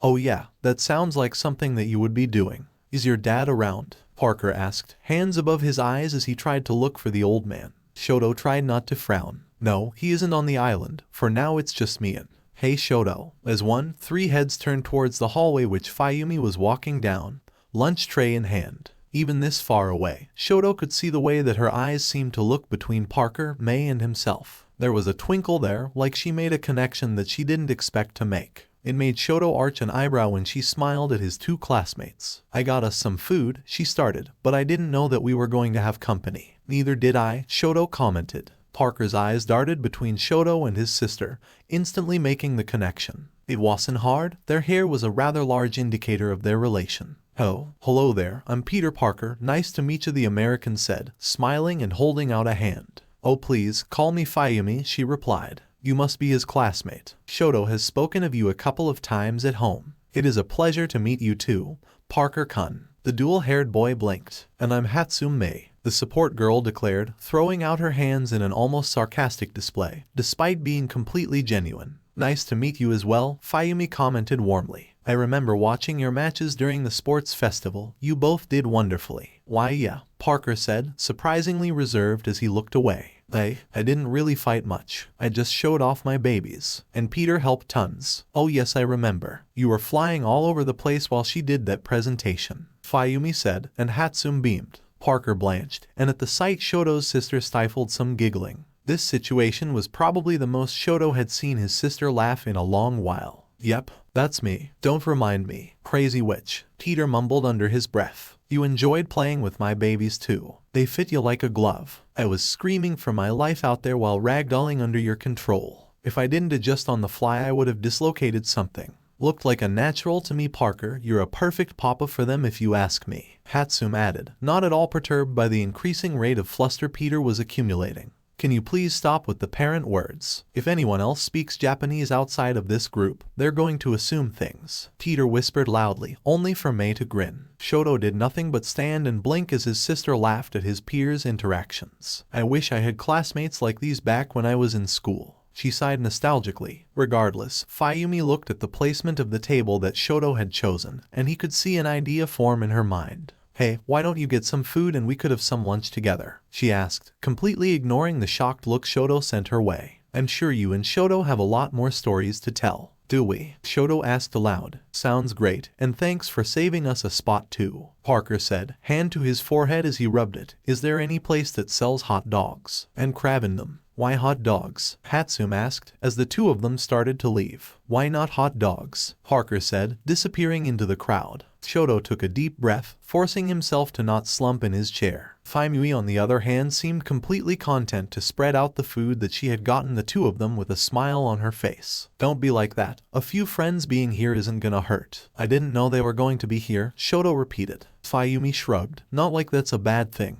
Now you've got someone you know that you can hang out with after you talk to all of the business types Dad is introducing to you." This time, Shoto shrugged. "I suppose we haven't really talked in class." "Good thing that you have the chance to change that," Fayumi stressed. "He seems like a really nice boy, and he looked friendly to you." She pointed at him with her chopsticks as she split them up. You need to make more friends your age. Can you do that for me? Shoto winced and turned back to his ramen. Right? Sure. Please, All Might sir, can I get an autograph? Why, of course. All Might said in perfect English. Let me sign here. Sign my action figure, please. I want to show it to my friends at school. Why, definitely. Haha. Please sign me, bald head Mr. All Might. Now, haha. The symbol of peace laughed awkwardly. One at a time, folks. Izuku, dressed in his hero costume, sighed, looking around and laughing a bit to himself. All Might had been getting swarmed by his fans ever since they arrived. His mentor had told him it was to surprise his old friend. Uncle Meiite, came a voice, and Izuku turned towards the source. All Might turned as well, his smile beaming after the crowd dispersed. Coming from down the stairs towards I Tower, bouncing high on a pogo stick of some kind, was an American girl with blonde hair, and a laugh that would make daisies dance. He saw her approach closer and closer, leaping off and right into All Might's arms as the blonde man laughed. Even he could tell that his mentor was overjoyed to see this girl. Melissa, it's so good to see you. All Might's smile would have split his face in two as he held the girl in his strong hands. She was a little taller than Izuku, with wide glasses resting atop her round face over bright emerald eyes. She wore tight white pants, a red blouse with a red-yellow plaid bow tie, and simple shoes as she grinned down at him. It's been so long. How have you been? She asked. I've been doing great. All Might replied in perfect English. And look at you. You've grown up so much, he said as he twirled her around, laughing joyously. Where did that little girl disappear to? This little girl is 17, you know. Melissa chided playfully, hands on All Might's wrists. Izuku perked up. She was just a little older than him. And goodness was she pretty, and her clothes fit her well. Too well. Don't stare or she may notice it. Oh, hello there, Melissa spoke, and Izuku noticed her eyes were on him. You don't seem to be the usual fanboy or paparazzi. My name is Melissa Shield, she said, offering her hand to him. Welcome to Island. Oh, Izuku took the handshake, bowing lightly, over and over. And my name is Izukumidoriya. I am a first-year student at UA Academy. It's so nice to meet you, he said in English. He had to work on it more. His accent was so obvious. Oh, learning English still. Are you one of All Might's students at UA? Izuku stiffened. Why, yes I am. Well, I hope that you enjoy Island during your stay here, Midoriya-san. The blonde girl spoke in crisp Japanese, and Izuku's eyes lit up. Are you going to the Expo? Wow, your Japanese is great, Izuku replied in his native tongue. But if it's okay by you, he said back in English. I would like to get used to American speak. Or was it speak American? Izuku winced and hid his face in his hands. He heard her giggle instead. If you insist. If you need any pointers, let me know. I'll be happy to help with your English. Melissa turned towards All Might. Dad's in his lab still. She grinned, leaning in. It's gonna be a surprise and I cannot wait to see his face. Neither can I. Dave isn't one for following social media. But we haven't a moment to lose, All Might declared before turning to Izuku. Be proud, young Midoriya, for you are about to enter I Tower. Izuku brightened up. They were gonna meet one of the greatest scientists of all time, in the most iconic building in Hero Society. He let out a closed mouth squeak, only to hear Melissa laugh again, helping him regain his composure. You seem excited, come on. Melissa beamed as she reached over to her still standing pogo stick. A very advanced one too, bigger than usual. She tapped on what appeared to be a dashboard between the handlebars, and the pogo stick inverted in and folded in on itself. Well, is that micro machine technology? Yep, Melissa winked. This was just my sophomore project I made a while back. She had a finger up and pointed at a building that was built off to the side of the massive skyscraper that was the Shield Foundation's HQ, which looked like a complex college of sorts. You should see what I'm making for my final. Blows this out of the water. The shapely blonde pocketed the now handlebar-sized pogo stick into her pocket. Come on, let's get Dad out of his office. You did set this up, and it seems that David is working on something big, All Might said as he followed the girl, Melissa in the center between the two as they walked up the stairs. He is, but he won't talk to me about it. Confidentiality and all that. Which is strange. Melissa put a finger to her chin and thought. He's always talked to me about his major projects at home. But that's neither here nor there, so Izuku, she said, looking at the boy. What kind of quirk do you have, since you plan on being a hero and all? She asked. Oh, Ito. Izuku fiddled with his fingers as he could see her green eyes looking at him. Just a power type quirk, and nothing special about it at all. A power type, huh? Your gear does seem to fit more for agility though, Melissa mused as they got up the stairs. Izuku gulped. Geez, he felt like he was being studied via a microscope under her gaze as she walked around to inspect him, not seeing much for support items outside of the neck protector. It's a gas mask, Izuku stammered. You know, J just in case ... and doubles as a mouth shield too. 2 in 1, simple but not bad. She was now touching his mask. Seems to be made of simple metal. With her finger was going inside the holes. Aluminum inside the casing. She was too close. A pretty girl was touching his mask and was super close. All Might coughed. Melissa, we are almost there. Oh, the girl perked up, giving Izuku his personal space back. Yes, of course. I bet you would like a tour, right Izuku? Of a tower. How about you All Might? I can get a tour another time, although I appreciate the offer. But I feel that young Midoriya here will be able to appreciate the tour more so than I All Might suggested. I think you two can go on the tour while me and Dave catch up for old time's sake. That sounds like a plan to me, Uncle. Peter waited with almost bated breath as May took her first bite. The mechanic's face twisted a bit but shrugged. It's a hot dog, May said. I hope you know that I'm reevaluating our friendship because of this, Peter said, taking a bite of his own delicious dog. A few seats away, Shoto raised an eyebrow in confusion. You reevaluate a friendship because of food? Shoto asked. Peter gave him a sideways glance. No, it was a joke. Shoto blinked twice before picking up his ramen again. I see. But if you're here for meetings, with who? They asked, her eyes sparkling a little with a bit of realization. Are you talking to tech executives? Can you put in a good word for me? Who? I don't really know. They might possibly be executives, and I believe I'm mostly supposed to make light conversation, so referring to products could be rather rude, Shoto said without missing a beat. You'd be surprised. Most company heads would love to have some insight into the next big thing. Yeah, Yurazu? Shoto asked, and Peter turned to where he was looking. Sure enough, the class representative of their class was standing there, waving at them as she approached with a purse that looked more expensive than the last 3 houses that Peter had lived in. She had donned a casual white blouse and a fancy-looking red skirt with a red bow in her obsidian black hair too. You're here too? Shoto asked, as if he couldn't believe that yet another member of his class had managed to get there. That's your classmate too? Fayumi asked in surprise. Wow, what a small world. I traveled along with my parents, Momo said, walking up. We have a conference. How did you know where to find us? Peter asked. I saw a giant glacier appear out of thin air and made several reasonable guesses. As several heads turned to Shoto, who stopped mid-sip of his broth. I was trying to get the best time, he said in defense of himself. Worked out for the best, I say, Fayumi added with a smile. Your friends from class are here, so this trip won't just be all work and no play. I guess you just got here looking for lunch, Momo? Peter asked, finishing his dog. It was good, but not Kenai Island good, that was for sure. Haven't had much to eat since breakfast this morning, Momo said as Peter perked up. Did you fly in this morning or did you come in last night? This morning. My parents have their meetings and they'll be there for quite some time. Detnerat is making a unique venture, and my parents want to be the first to invest. What are they making? Peter asked. Momo pauses, hesitant. It's not my place to talk about company dealings. I've probably already said too much. Oh, does your company deal in support tech for heroes? May said, her eyes sparkling in an instant. Ooh, no, it's an investment firm, Momo replied, seeing how the pink-haired girl seemed to be leaning in. Her eyes going to Peter. She was your +1. Yeah, you had to hold down the fort at home so. Peter shrugged. Investment firm.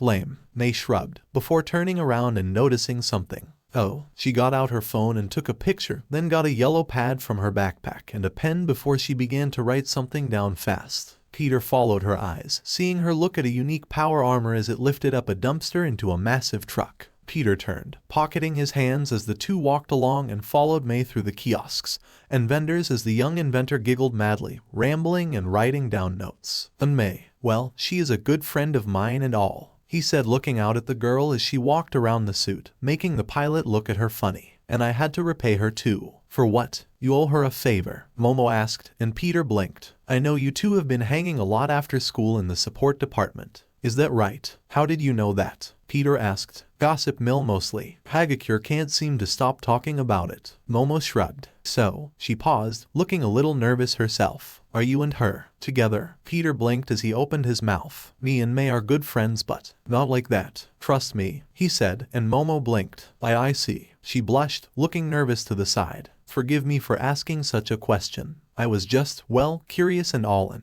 You're good, Momo-san, Peter said, sighing with a smile. You're not the first person to mistake me and May as a couple today. That's so. Yeah, the bell guy at the hotel said something in English about love and birds when we got to our room. Do you know anything about it? Still trying to make sense on what love and birds got to do with one another, May asked. Momo blinked, and Peter rubbed his forehead. You two are sleeping in the same hotel room. Got a suite, separate rooms, Peter tersely added. Oh, of course, Momo replied, finger twiddling in her hair a little. Peter turned, seeing Fayumi sipping from her drink while looking highly amused next to a neutral-looking Shoto. You're enjoying this, aren't you? Peter deadpan accused. I'd be lying if I wasn't, Fayumi admitted. I dunno, Shoto shrugged. I'm just here. Dunno why that's so weird. Peter lifted his head, looking back to May and then back to the black-haired girl who was also looking at May. And the two shared a nod. Are you Peter Parker? Said a voice, and the trio turned. Before them, a tall, slim woman with a boy's haircut, brown hair, and a matching eye color stood by in simple jeans and a black tank top. You are, ain't ya? She had an American accent to her, but what was noticeable to her was a white eye patch around her left eye as she sported a big smile. Ew, do I know you? Sorry, big fan. Eyepatch said with raised hands in surrender. I'm a hero agency scout, and I watched the UA Sports Festival for my firm back in the States. She gave Peter a playful elbow. Man, you rock that thing top to bottom. So you noticed me at the festival, huh? Well, thanks, Peter asked with an eyebrow raised. No worries, no worries. Say, you got a lil New York accent in ya. Where you from? Eyepatch asked. Queens, how about you? Oh, me, from Sacramento, California myself. Oh my bee. The girl laughed, rubbing the back of her head. Name's Ruby, by the way. We can't really start recruiting heroes when they're in high school, much like overseas, but we can still scout 'em.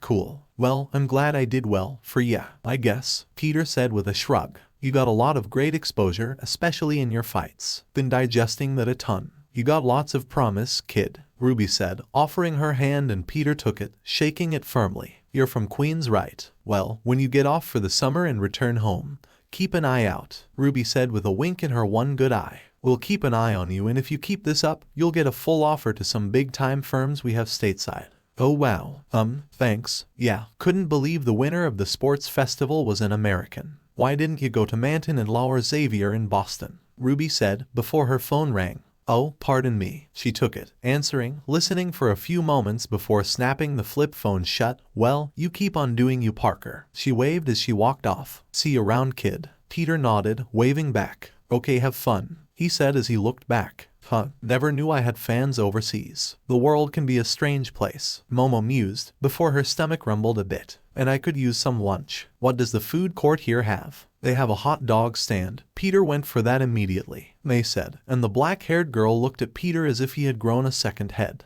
Oh come on, hot dogs are awesome. Second only to cheesesteaks though. A cheesesteak? Momo asked in English, speaking slowly to enunciate what she just heard. Peter took a deep breath. Okay, we are finding that deli or a cheesesteak joint here. Nay, let's go. Okay, well, you've been here longer. Lead the way, I suppose. Okay, I'm finding that cheesesteak place if it's the last. Karen cut off Peter's bold declaration. There's a Philadelphia deli in this food court. Other side, 100 meters west. Follow me, Peter said, and marched forward at a brisk pace. May smiled, shrugging and following as Momo brought up the rear. So, you're quirkless. So alright folks, that's all for today. Stay tuned for part 17. Do subscribe, like and share for more such videos. Press the bell icon to be notified first on release. See you in the next video, till then goodbye.